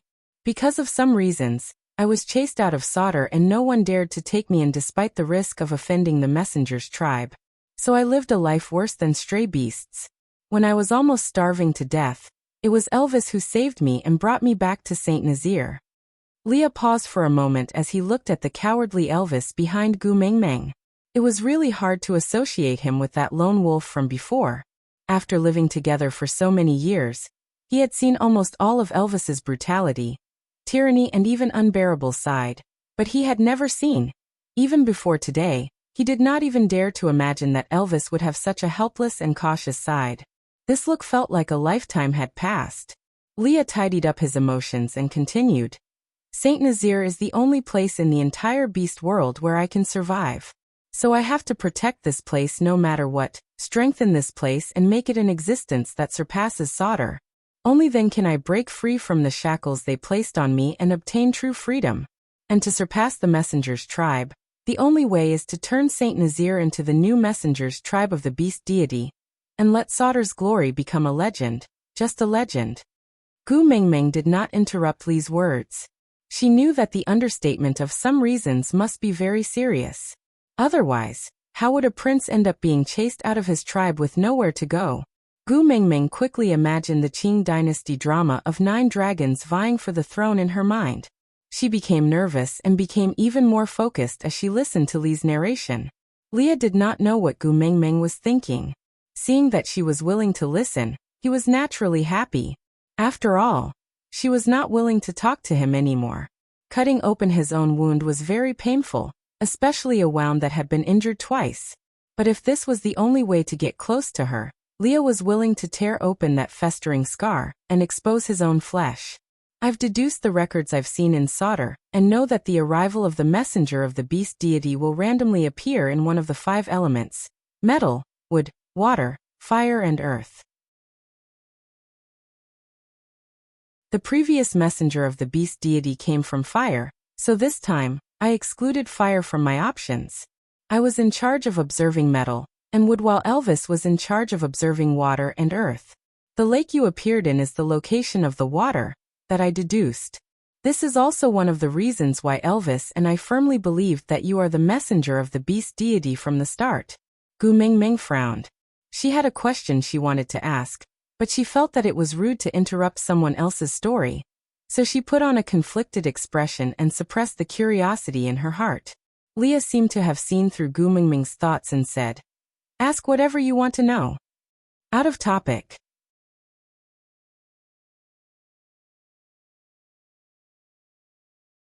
Chapter 250. Since Leah had taken the initiative to ask, Gu Mingming did not stand on ceremony. Rubbing her chin, Gu Mingming asked in confusion, "Since we can deduce the location of the 5 elements from the records, why did the people of Sauter still search for the messengers of the beast deity? They could have just squatted down and waited." But Leah suddenly laughed and tapped Gu Mingming's little head, saying, "Do you think that anyone can understand those ancient books?" Gu Mingming's eyes lit up. Gu Mingming blinked her eyes and asked, "Why? Other than you, everyone in Sauter is illiterate. No one can read?" Leah shook his head and said, "We don't need to know the words in the ancient books, because from the moment we were born, our respective father beasts had taught us sentence by sentence. In the Sauter royal family, everyone knows the contents of the ancient books by heart. However, knowing does not equal to understanding, and understanding does not equal to being able to use it." Gu Mingming still did not understand, but did not know where to start asking. Leah sorted out his thoughts, then continued in a way that Gu Mingming could understand. "When the previous leader of Sauter was still in power, my beast father was the witch doctor in the tribe. Only he knew about praying, medical skills and the deduction methods mentioned in the ancient books. And he only taught me, because if there were no accidents, I would be the next witch doctor to inherit his legacy. I should have followed the message left behind by the messenger of the beast deity, and welcomed the new messenger back to Sauter, so that the history that was changed by the tribe leader 1,000 years ago would become reality. But the accident happened so unexpectedly. I, the only person who knew how to deduce, was chased away, and no one in Sauter knew where the new messenger of the beast deity would descend. Their only way was to search everywhere, like searching for a specific leaf in the vast forest. But it was all in vain." Gu Mingming nodded her head, not really understanding, and accepted Li's explanation. Although there were many things that Leah had vaguely mentioned, but everyone had their own secrets that they did not wish to reveal. Some of the past was like underwear, worn but no one was willing to show it to others. Out of respect, Gu Mingming did not ask for more details, and just waited for Leah to continue. Leah was very grateful for Gu Mingming's thoughtfulness as it gave him some breathing space. Heaving a long sigh of relief, Leah then continued, "The arrival of the messenger is not a small matter. We cannot hide it forever. So before you come, Elvis and I plan to improve our rapport and abilities so that we can work together to become the best partners. When the messenger of the beast deity descends, we will pledge our loyalty to her, and Elvis will become the messenger's first partner. As for me, as a family member, I will stay in the messenger's family to assist Elvis, protect the messenger and keep her in Saint Nazaire." Gu Mingming was taken aback. She slowly lowered her head and sat up straight, leaving a gap between her and Elvis's chest. Even though there was a bonfire in the cave, Gu Mingming could still feel the chilly air. She did not look at anyone's eyes and just said calmly, "So from the start, you guys approached me with a motive, right?" Elvis was taken aback. Only then did he understand what trouble he had gotten himself into by blurting out this kind of life. He wanted to salvage the situation, but realized that he did not even have the confidence to say no. That time when he entered the lake deep in the forest, from the start, wasn't he aiming for the identity of the messenger of the beast deity? Digression.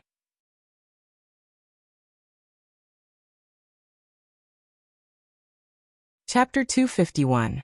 If I had an ulterior motive when I first got close to you, then are you going to deny all my sincerity later on? Leah did not answer Gu Mingming's question, but asked her back. The reason why the Snow Fox tribe could gain the favor of the previous messenger was because of their secret fox seductive fragrance. Once it's used, the person who breathes it would sink into a beautiful fantasy, adding a lot of fun to the act of making love. No one in this world could resist the smell of the fox seductive fragrance. Even the messenger of the beast deity would be bewitched. I could have used the fox seductive fragrance on you after you became an adult, allowing you to mate while you were unconscious. When you woke up, you would only remember the pleasure and not notice anything strange. Gu Mingming's eyes widened, and she took a step back with her guard up. This step caused her to fall back into Elvis's arms. Leah maintained his faint smile, as if he did not notice Gu Mingming's guard up. He continued. This should have been the simplest and most efficient method, but Elvis did not agree. He said he did not want to force you when you were unwilling. He wanted to wait for you to say yes. Gu Mingming turned around and met Elvis's furrowed brows. She had an indescribable complex feeling in her heart. She felt that Elvis was with her because she was the messenger of the beast deity. And this flaw in their relationship was the crux of her unhappiness. But Leah was right. From Elvis's point of view, not stopping Leah from using the fox seductive fragrance was the right choice. But because of her willing, he had rejected something that could have been easily achieved. Could she say that Elvis did not love her? If Elvis only wanted a messenger of the beast deity, why did he reject Leah's suggestion? Why did he have to wait for her to say yes? Leah gave Gu Mingming sufficient time to think, before continuing slowly. If he only wanted you to stay in Saint Nazaire, back then with our development, mating was just a matter of time. If he did not love you, why did he? Enough. Elvis stopped Leah from continuing, and just hugged Gu Mingming in his arms. He sighed and said, Xiaoming, it's true that I came to the lakeside to fetch the messenger of the beast deity and then met you. But my feelings towards you are also true. Trust me, okay? Gu Mingming raised her head and looked into Elvis's blue eyes. That pair of deep emotions had never changed, but at this moment, Gu Mingming could not believe what she was seeing. Her voice was indifferent as she asked, Apart from what you've just said, what else are you hiding from me? Elvis pursed his thin lips into a straight line and met her gaze. He accepted all the questions and suspicions in her eyes, but refused to open his mouth to explain a single word. Gu Mingming wriggled her body, trying to break free from Elvis's embrace. She said weakly, Enough, it's really enough. If you're not willing to tell me anything, why should I believe you? Tell her. Li's voice sounded from behind Gu Mingming, carrying a lot of helplessness and despair. It was just a voice, but Gu Mingming could hear the misery in it. Anyway, she already hates me enough. She knows that it doesn't make a difference whether she wears one more or one less. Don't cause unnecessary misunderstanding because of me. It's not worth it. Out of topic.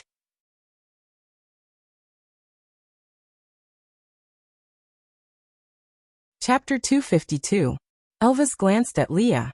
He knew that Leah wanted him to push all the blame onto Leah alone, so as to maintain his pure image in Gu Mingming's heart. But he did not want to lie to Gu Mingming. After a moment of silence, Elvis finally opened his mouth. Actually, the reason why Leah appeared at Nina's house previously was because he lost to me in a duel. He did not betray you. I forced him to leave. Gu Mingming frowned and asked, What do you mean? Elvis said in a low and slow voice. At that time, you said that you can only have one partner, and you wanted to leave this place to live in Li's cave.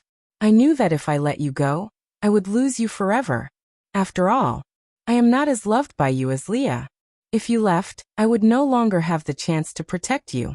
I can tolerate you having many partners by your side. I can also tolerate you not liking me, not caring about me, and even not remembering me. But I cannot lose the right to protect you. So that day, I went to find Leah for a duel, and the loser would leave you. Leah could not defeat me, so it's not that he could not defeat me, he just did not use all his strength. Leah interrupted Elvis's words and continued. Elvis had not leveled up then, and everyone was at the peak of 3rd level. You fought with your experience while I fought with my brain. Based on my understanding of you, it was not difficult to plot against you. But in order to make it realistic, I had to pay a huge price and the outcome would definitely be a lose-lose situation. Based on your stance of wanting to fight me to the death, unless you died or I admitted defeat, this matter would never stop. So my judgment then was, I admitted defeat. Gu Mingming closed her eyes and slowly opened them again. She looked at Leah, then at Elvis. She swung her hand and gave Elvis a tight slap on his face. Then she asked calmly, "What do you treat me as?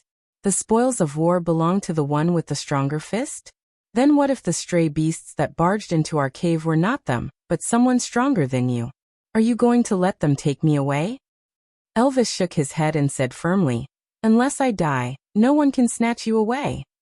Gu Mingming used a finger to poke Elvis's heart and said, "I have my own thoughts. I am a human. I am not a prize that you guys can fight over using violence. I mated with you because I love you, not because you're strong." Elvis nodded and hugged Gu Mingming in his arms. With a hoarse voice he said, "Xiaomeng, I know I was wrong. I really know I was wrong. Don't be angry, okay?" Gu Mingming let out a long sigh and asked with a cold face, "Do you know your mistake? Then tell me, where did you go wrong?" Elvis was like a primary school student who had just returned from a parents' meeting and was asked to stay behind by his teacher for a private talk. He said anxiously, "I shouldn't have challenged Leah to a duel. I won't duel with him anymore." Gu Mingming asked coldly, "What else?" Elvis cast a pleading look at Leah, but all he got was an envious look from Leah. If Mingming could also interrogate him like this, how good would that be? Unfortunately, he already did not have such qualifications.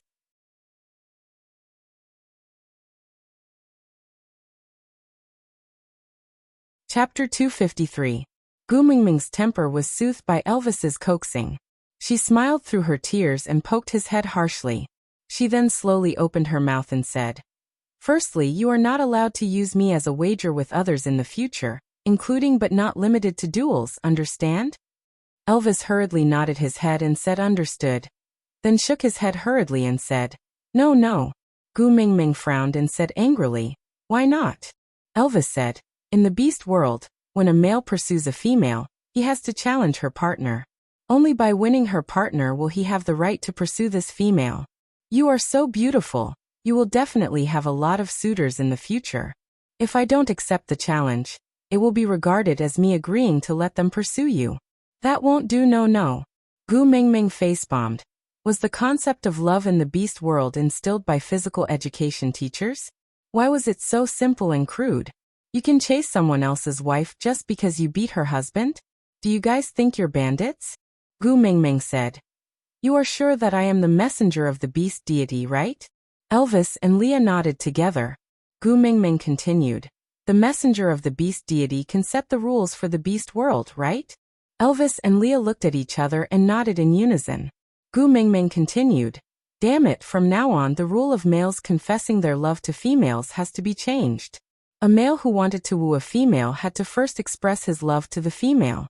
If the female found this male pleasing to her eyes, she would then send her own male to duel with this pursuer to determine the strength of the pursuer.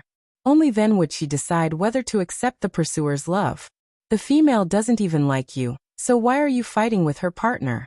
Even if you beat a pig's brain, the female won't be interested in you. What are you wasting time for?" Elvis looked at Leah and Leah also looked at Elvis. Both of them did not speak. After all, this method of expressing one's love had been used for thousands of years. Changing it wasn't something that could be done overnight. Gu Mingming seemed to have seen through their worries as she patted Elvis's shoulder and said, "Let others do whatever they want. Here, that's the rule. If you want to hit my husband, you should at least ask for my opinion first, right? Even if you don't look at the monk's face, look at the Buddha's face. When you hit a husky, you have to look at its owner." Elvis felt that there was nothing wrong with what she said, so he nodded his head seriously and said, "All right, I will only fight with males that you like in the future. If he can defeat me, I won't stop him from pursuing you." Gu Mingming patted Elvis's shoulder, as if she had finally convinced the husky not to tear down her house. Seeing that Gu Mengmeng did not seem to be that angry anymore, Elvis felt that his answer was not bad. So he decided to press on with his victory and finish the rest of the questions while Gu Mengmeng was in a good mood. So he cleared his throat and asked, "Then what's the second one?" Leah slapped his own forehead. Was he really suspecting that this retarded fellow in front of him was the real Elvis? How could the image of their family's wise, courageous, calm, and domineering patriarch collapse just like that? Although he wasn't good at scheming people's hearts, he wasn't stupid enough to chase after an opponent who had already given up and asked, "Hey, why don't you hit me anymore?"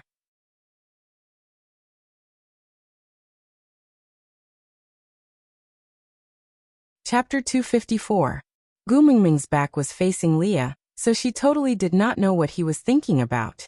She was just very satisfied that Elvis did not try to bluff his way through, and just brushed her off. Yeah, his attitude was still very proper with that thought. Gu Mingming's expression became much friendlier.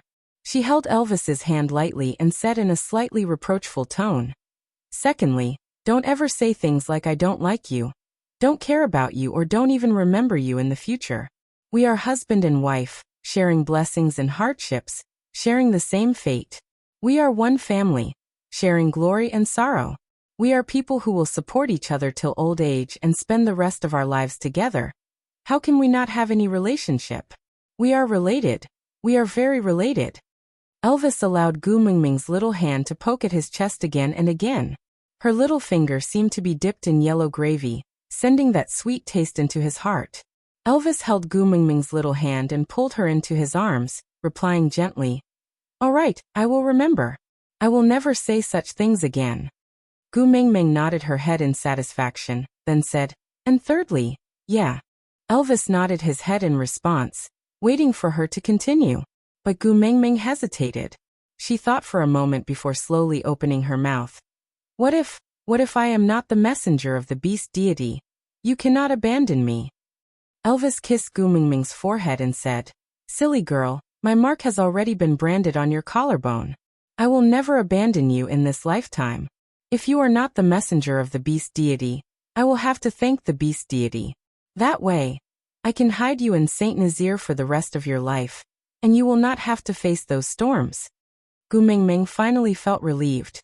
She tapped Elvis's chest and said, "You good for nothing. Isn't it good that your wife is the messenger of the beast deity? That's a rare position. You can get whatever you want. How awe-inspiring." Elvis did not think much of it and said with some melancholy, "But you also said before that the highest authority is called loneliness. You will worry that one day your son will suddenly reach out his claws to you, that one night your partner will suddenly choke you." But Gu Mingming smiled and looked up at Elvis, asking, "If you want to be the messenger of the beast deity, just say the word and I will give you the position of the messenger of the beast deity. You don't have to strangle me." Elvis tapped her delicate little nose and said, "Strangling your neck is equivalent to strangling my throat. I will not do such a stupid thing." Gu Mingming thought about it and felt that it made sense, so she laughed out loud and started fooling around with Elvis. Leah stood up slowly and left. Everything in this cave room was bright and warm, but here, there was no place for him. Between Gu Mingming and Elvis, there was no longer a gap for him to hide in. Leah could not help but think, did Elvis have the same feeling when he and Gu Mingming were being lovey-dovey? Leah disappeared into the darkness of the cave. With only a wall separating them, he could clearly hear Gu Mingming's laughter, but it made it seem even colder. Elvis took out a piece of beast skin from the pile at the side. He recognized it as he had personally picked them out one by one and handed them to Elvis before winter. He was looking forward to these beast skins being able to warm Gu Mingming in the cold winter, but he did not know if these beast skins could also warm him.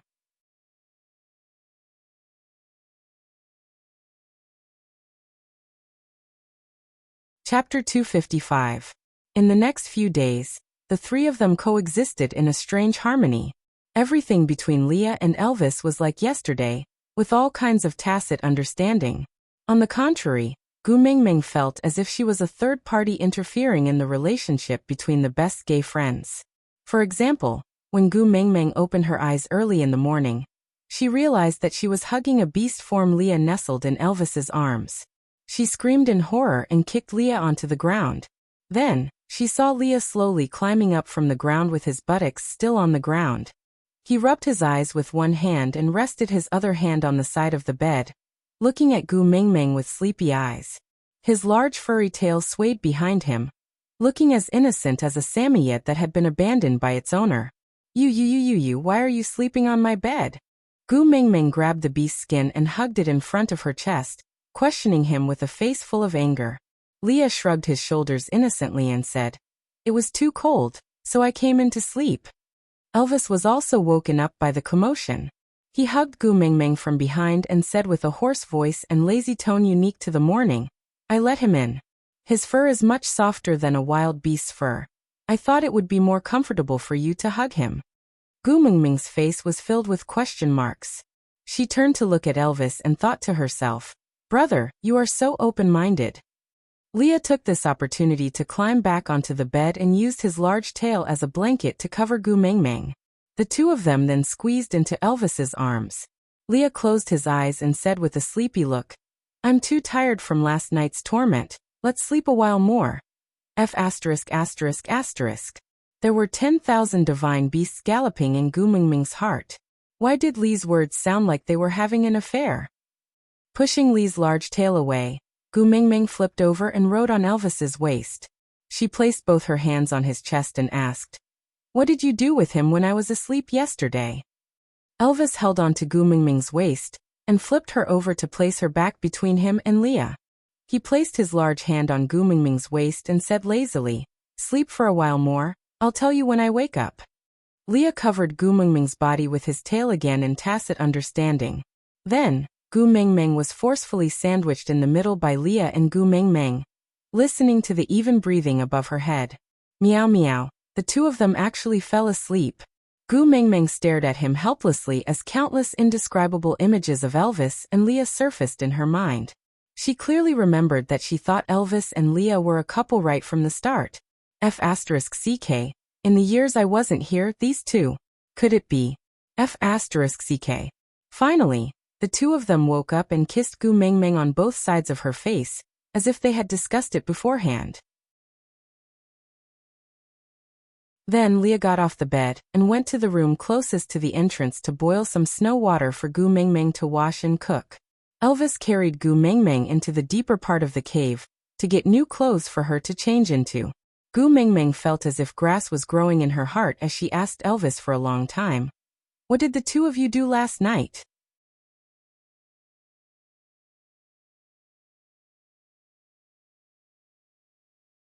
Chapter 256. Gu Mingming heard an important point in Elvis's words and raised her brows asking, "What did you say just now? Say it again." Elvis looked at Gu Mingming and repeated seriously, "So pretty." Gu Mingming shook her head and said, "The previous sentence." Elvis thought for a while and replied, "Just right." Gu Mingming still shook her head and said, "The first sentence."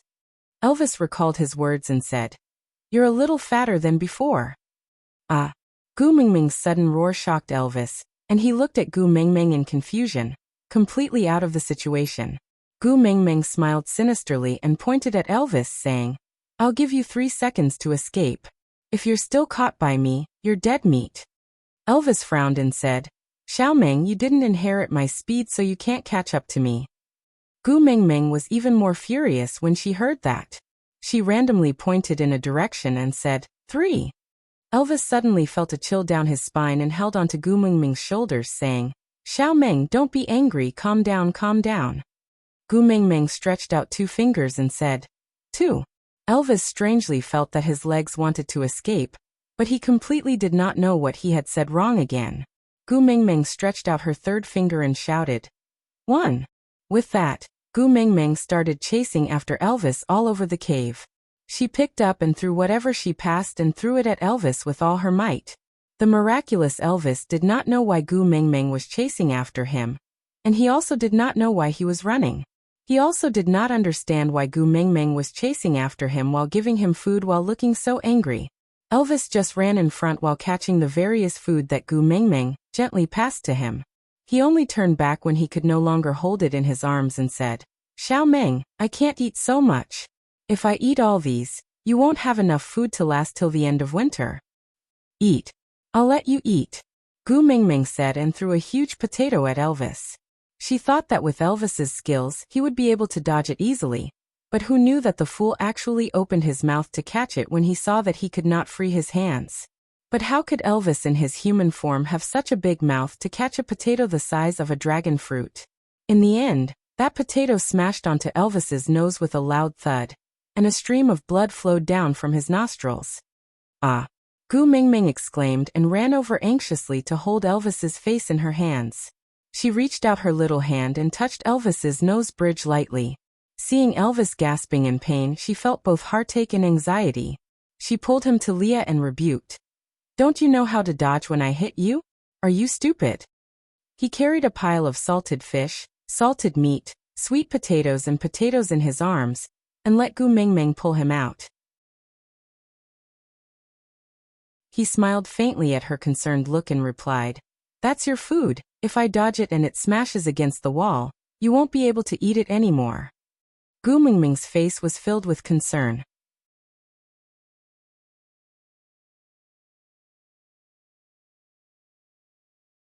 Chapter 257. Leah naturally heard clearly what happened between Elvis and Gu Mingming just now. He also knew why Elvis was smashed by the potato. Looking at the bruise on Elvis's nose bridge, Leah sat cross-legged and looked at Gu Mingming, saying innocently, Are you talking to me? Gu Mingming knew what Leah meant, but she just felt uncomfortable, especially when she had to call Elvis that used to have a special meaning in front of him. Gu Mingming felt as if her mouth was smeared with 502, but looking at Elvis's swollen nose, she could only suppress her unwillingness and said softly, Daddy Leah, please take a look at Elvis's nose. Leah dug his ears mischievously, indicating that he did not hear clearly just now because his ears were not clean enough. Then he sat in an obedient position and looked up at Gu Mingming saying, What did you say just now? I didn't hear clearly. Gu Mingming clenched her teeth and shouted at the top of her lungs, Daddy Leah, please take a look at Elvis's nose. Leah then stood up in satisfaction and walked to Elvis. He crossed his arms in front of his chest and leaned forward to look at Elvis's nose seriously. After looking at it for a while, he sat back in his original position and said, All right, I'm done. Gu Mingming felt like she was holding back a mouthful of blood and really wanted to spit it all out on Lee's face. But since she had a favor to ask of him, she still lowered her arrogance. Clearing her throat, she smiled apologetically and said, Daddy Leah, don't just look, you have to treat him. Elvis is the leader of Saint Nazir. As a wolf, how can his nose be damaged? Leah sat at his original position without moving and said, I can treat his nose, but you have to sing me a song first. Gu Mingming pulled Lee's arm and said, Treat Elvis first, then I'll sing for you. Leah did not budge no matter how much Gu Mingming pulled and tugged at him. He said with a wronged expression, That won't do. Previously when you asked me to treat his back, you promised me 3 conditions. In the end, you only fulfilled 1 condition of letting me stay here. Don't mention singing to me. You didn't even bother to acknowledge me these few days. If it wasn't for Elvis injuring his nose today, I don't know when I would be able to hear you call me Daddy Leah again. No, if you don't sing first, I won't treat him. Just let his nose be swollen. Gu Mingming gritted her teeth and forced a smile. She asked, Is it fun for you to do this? Leah looked at Gu Mingming's unwilling but helpless look and nodded seriously. Gu Mingming sighed and took a step back. I will sing while you treat Elvis's nose. Deal. Leah thought about it and said, All right. With that, Leah stood up and found some herbs from the beast's skin bag he brought. Holding them in his hands, he turned back to look at Gu Mingming, implying that he would not treat her if she did not sing. Gu Mingming had no choice but to sing it. Luckily, he did not insist that Gu Mingming must sing A Little Happiness. As long as it was not that song, other songs did not have such a huge psychological burden.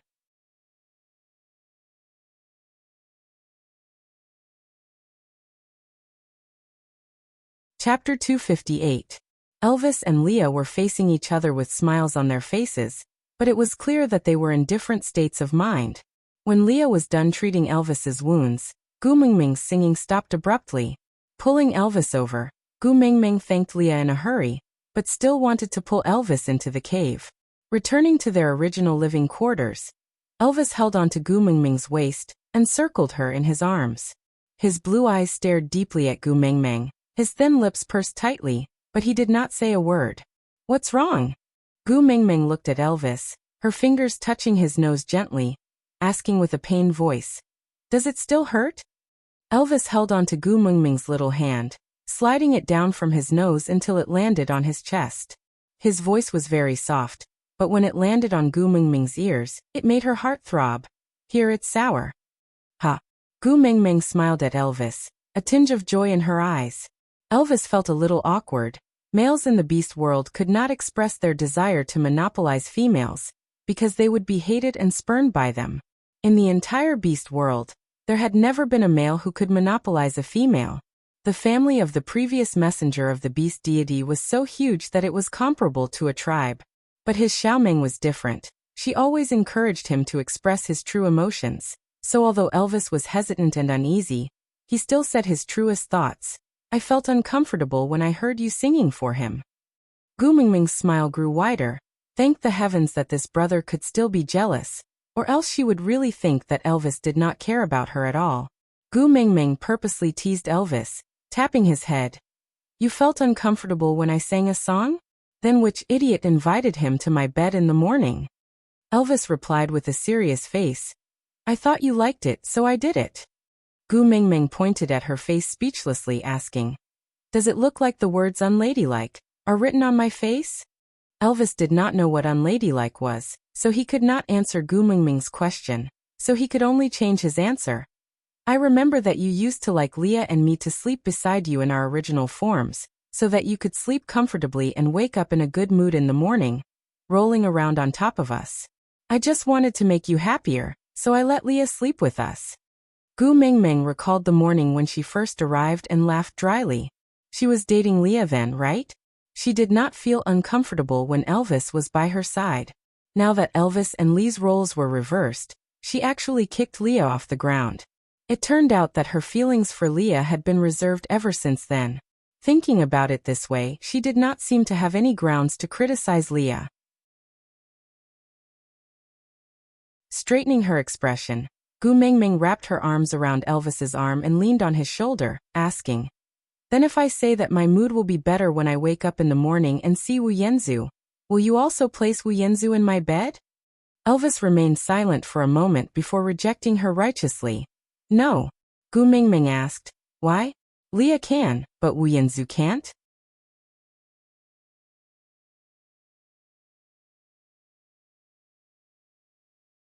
Chapter 259.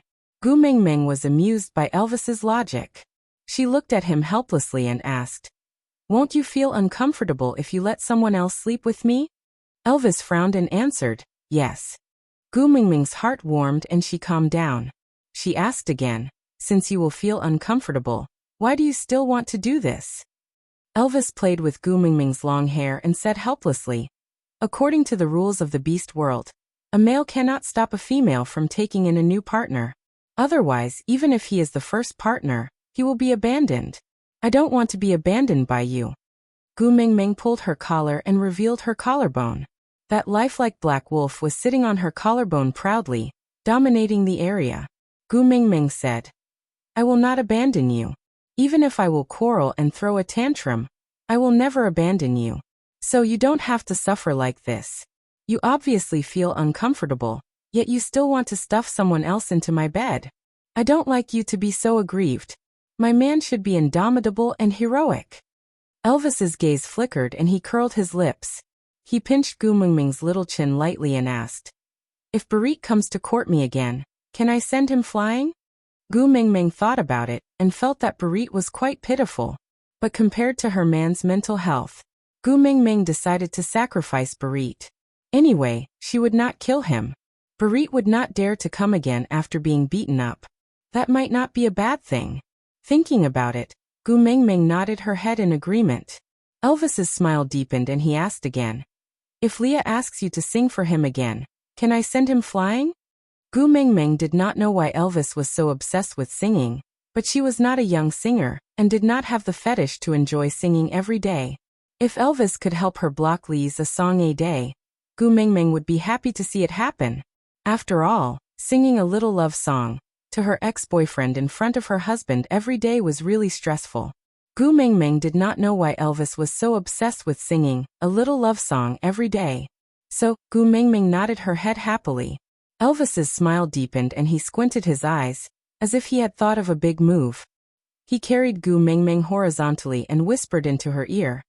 If Sandy keeps coming to find you, can I send Bode flying? Gu Mingming burst out laughing. Sandy came to find me. Why did you go to Bode? Elvis shrugged his shoulders in frustration. Sandy is a female, she can't take a beating. You'll be sad if you accidentally kill him. I won't do anything that will make you sad. Because I like you, I'm nice to your friends. This kind of love me, love my dog, is precisely the expression of his love for you in his heart. If it was in the modern world, Gu Mingming would probably be a little wary. After all, it was not a joke to guard against fire, theft and besties. But in the beast world, such a situation would not occur. This made Gu Mingming feel extremely fortunate. Wrapping her arms around Elvis's neck, Gu Mingming smiled and said, compared to beating them up, I have a better suggestion. Elvis tilted his head and looked at Gu Mingming's mischievous look, waiting for her to continue with an eager expression.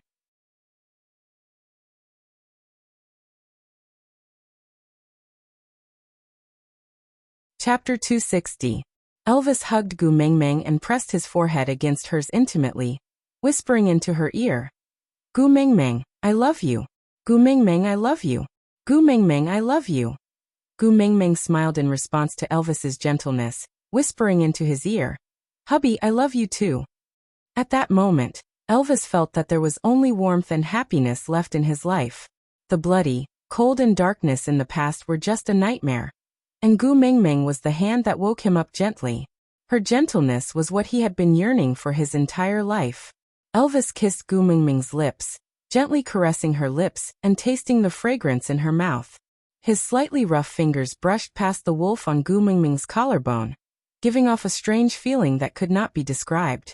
Elvis laid on his back, placing Gu Mingming on his abs, his large hand holding onto Gu Mingming's slender waist. Gu Mingming sat on Elvis's stomach. Although she had only experienced mating once in her life, it was very magical. Just by looking into Elvis's eyes, she could clearly understand what he wanted to do. Gu Mingming bashfully hammered Elvis's chest, whispering, Leah is still outside. Elvis held onto her little fist, pulling her into his arms gently, kissing her little face, then whispering into her ear. It's all right, he was there the previous time too. Gu Mingming's face flushed red instantly. The previous time she screamed as miserably as a pig being slaughtered. It would be fine if only Elvis heard it. But why did even Leah? She really could not tell. Leah looked so dignified. How could he have the fetish of eavesdropping? Gu Mingming hammered Elvis's chest. Then why didn't you remind me the previous time? Elvis sucked on Gu Mingming's little earlobe, and his voice had already become a little hoarse. It was obvious that he had already entered the zone. He did not answer Gu Mingming's question and just used his warm words to brush against Gu Mingming's earlobe, using his unique tenderness to say, Gu Mingming, I love you.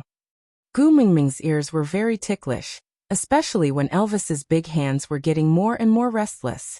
One hand was pinching her waist to prevent her from running around, while the other hand was exploring her spine, as if he was lighting a line of fire on Gu Mingming's back. It was scorching and numb, causing her to twist her body uncontrollably. It seemed like she was struggling, but more like she was teasing him. Last time, I was afraid that you would get hurt, so I didn't dare to use my full strength. It's been hard to hold it in these few days.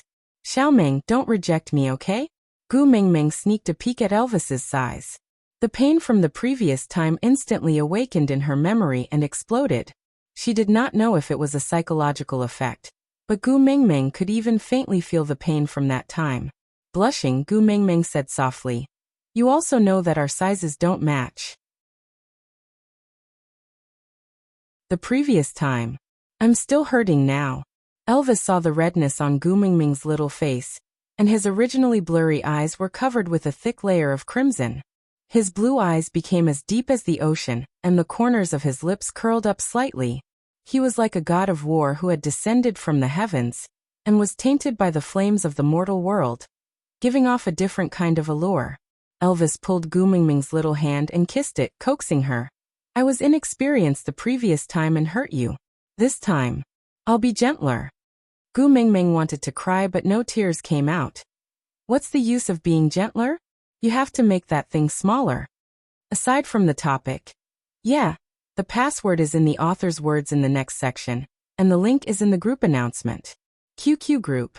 For 927792773 the rule of entering the group is to try not to send me private messages, because if everyone keeps sending me private messages, I won't have time to write.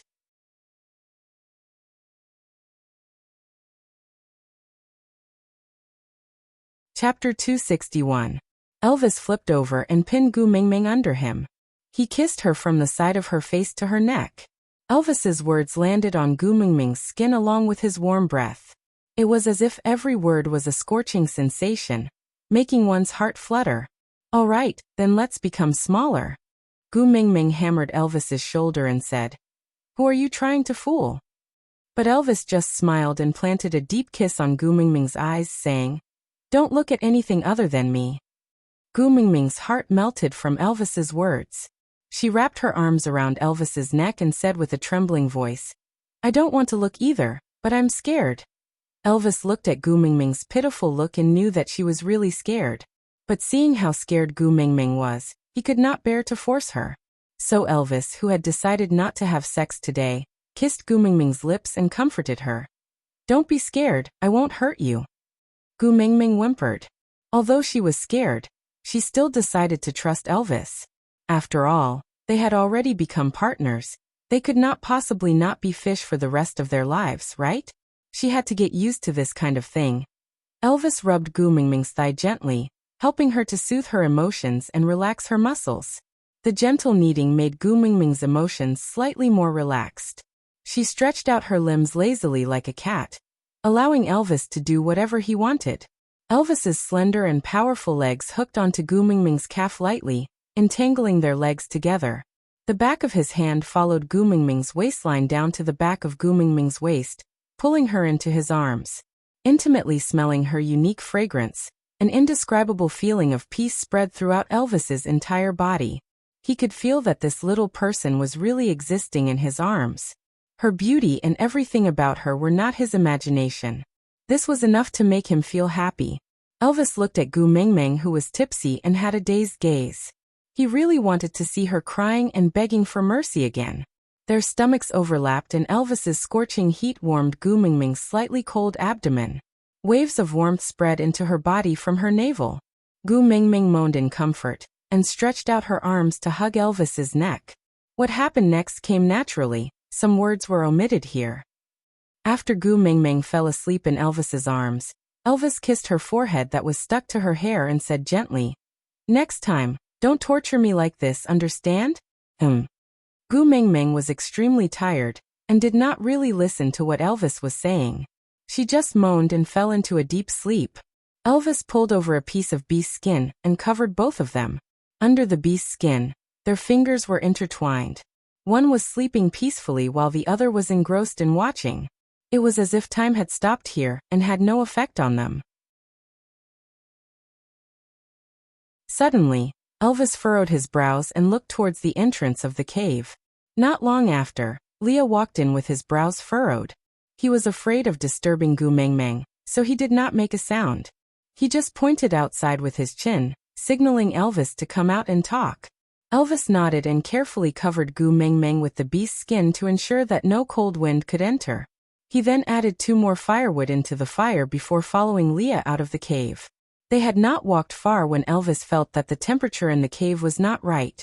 The snow seal at the entrance of the cave had been opened by someone. Digression. Password. FVPA readers. 4927792773 No password was needed to enter the group as the password was used to retrieve the files.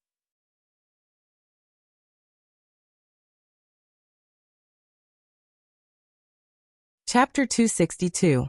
With this knowledge, Elvis immediately raised his guard. On the other hand, Leah patted his shoulder lightly, signaling him not to be nervous. Elvis had absolute trust in Leah. Leah knew that Gu Mengmeng was in the cave, and if it was really dangerous, he would definitely not be so calm. Thinking about this, Elvis relaxed a little, but still maintained a vigilant attitude. He followed Leah to the outermost room of the cave. Bird's tribe. Elvis looked suspiciously at the man standing outside the entrance of the cave. There was a sickly look in his delicate features, and he looked weak and listless. But his posture against the wind and snow was much more docile than the average person. His skills were not as weak as he looked. Elvis noticed that there were 2 feathers in the hair above his ears. That was the unique characteristic of the Bird's tribe and the Beast's tribe. But the Bird's tribe had always prided themselves as the rulers of the sky, and rarely had any dealings with the Beast's tribe. That was why Nina could run amok in Saint Nazaire for so many years with just Quentin. But now this person from the Bird's tribe had come to them on his own accord? Could it be? Elvis cast his gaze at Leah, asking him if he knew anything. Leah gave Elvis a look, signaling him not to worry. This Bird tribe's motive for coming here was different from the people in Sodor. Elvis then relaxed slightly. He took a step forward and stood at the edge of the cave entrance. I'm the leader of Saint Nazaire, Elvis. What business do you have in my territory? That man sized up Elvis from head to toe. After confirming Elvis's identity, he then said, Leader of the Eagle Owl tribe, Ian, I heard that you have sufficient food reserves. If you are willing to share some with me and my tribesmen to help us survive the winter, we will join Saint Nazaire and become your tribesmen. How about that?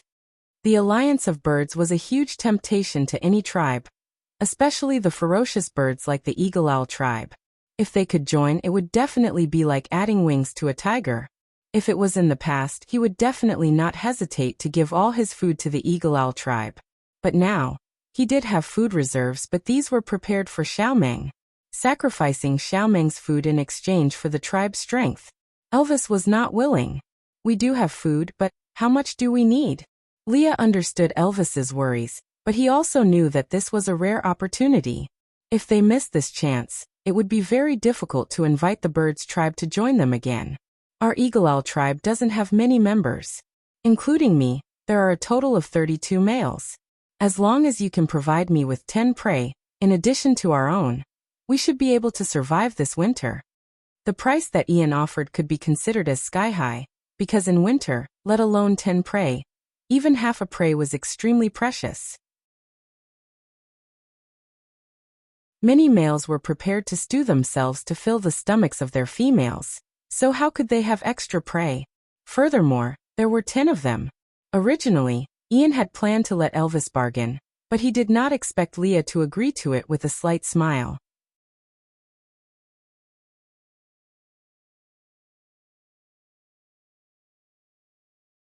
Chapter 263. Ian looked at Leah with a disdainful expression. He raised his head and said, Us Eagle Owl tribe are birds that fly in the sky. We are closer to the beast deity than you beasts. We will never go back on our words. Leah did not mind Ian's disdainful attitude.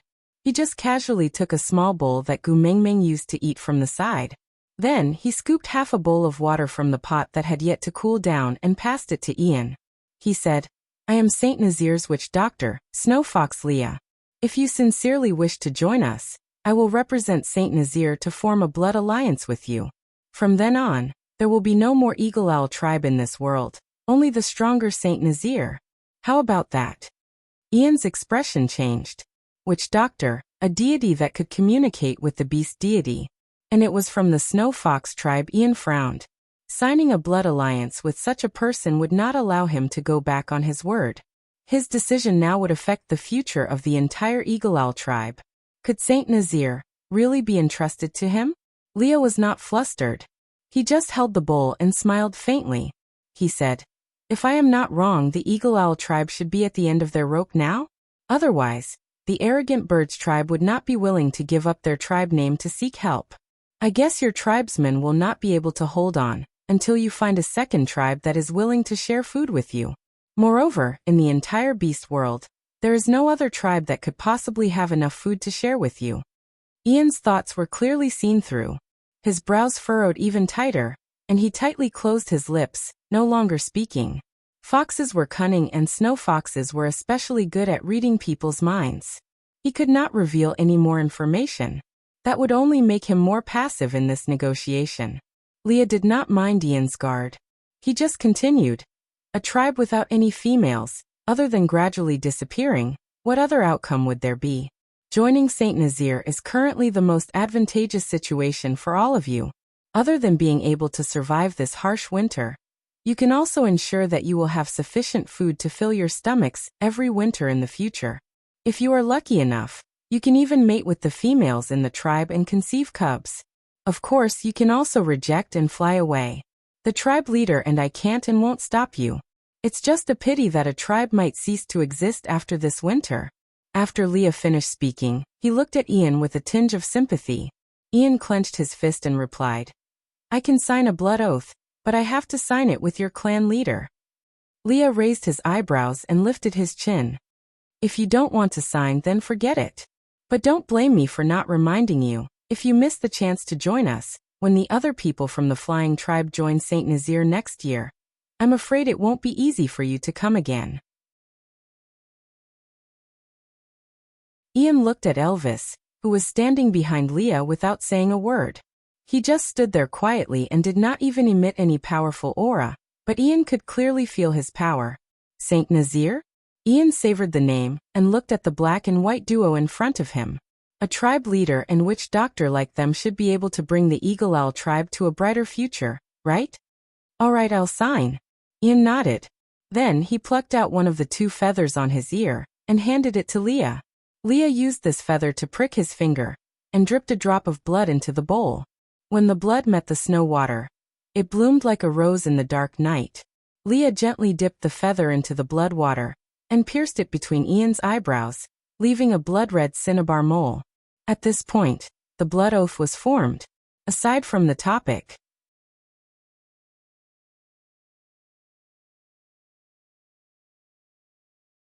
Chapter 264. Leah arranged for Ian and his tribesmen to stay in his own cave. The food stored here was just scattered pieces of meat, skinless and boneless. But just by looking at it, one could tell that there were more than 10 of them. There was definitely more than enough. There were also all the other herbs that Ian's tribesmen did not recognize, so there was no point in keeping them. Leah then wrapped them in beast skin and brought them back to Elvis's cave. By the time Leah had settled everything and returned, Gu Mingming had woken up from her dreams in a daze. She held on to her waist and was limping as she chased after Elvis. Elvis dodged while not daring to run too fast, ensuring that Gu Mingming would hit him every 2 to 3 times. Anyway, it was not painful, so he just treated it as playing with her. Leah leaned against the door and watched the commotion in the cave. He thought he was just smiling faintly, but he did not know that the envy on his face was so much that it could not be concealed. The moment Elvis turned around, Gu Mingming, who could not stop in time, fell into his arms and bumped into him. Gu Mingming was about to reach out to pull Elvis's ear when Elvis looked at Leah with a serious face and said, Leah, you're back.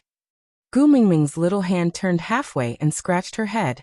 She used her elbow to secretly nudge Elvis's waist and said softly, I'll let you off today. After that, he turned around and went back to his own room. After Gu Mingming left, Leah looked at Elvis and asked, What happened to Mingming? Why did she hit you again? Elvis shook his head helplessly and said, I don't know either. Everything was fine at first, but she asked me if she became fat. I said yes, so she started chasing after me and hitting me. Leah looked at Elvis suspiciously and said, You didn't say anything else? She got angry just because I said she became fat? Elvis nodded with a serious face.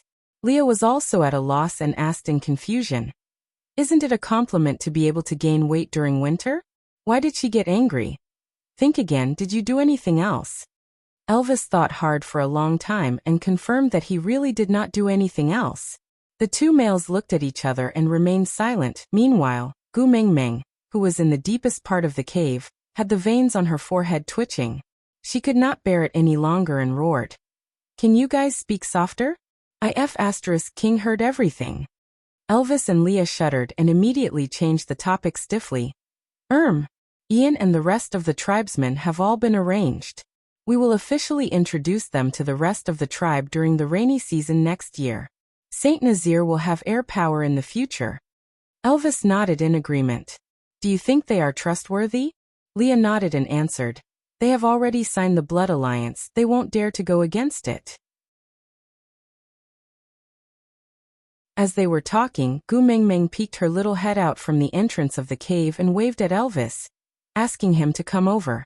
Elvis thought that Gu Mingming wanted to hit him a few more times, so he smiled indulgently and said, It's all right, Leah is not an outsider, you don't have to be afraid of him. If you want to fight, then come and fight. Gu Mingming held her forehead and wrinkled her nose. What nonsense are you spouting? When did I say I wanted to hit you? I'm so gentle and virtuous.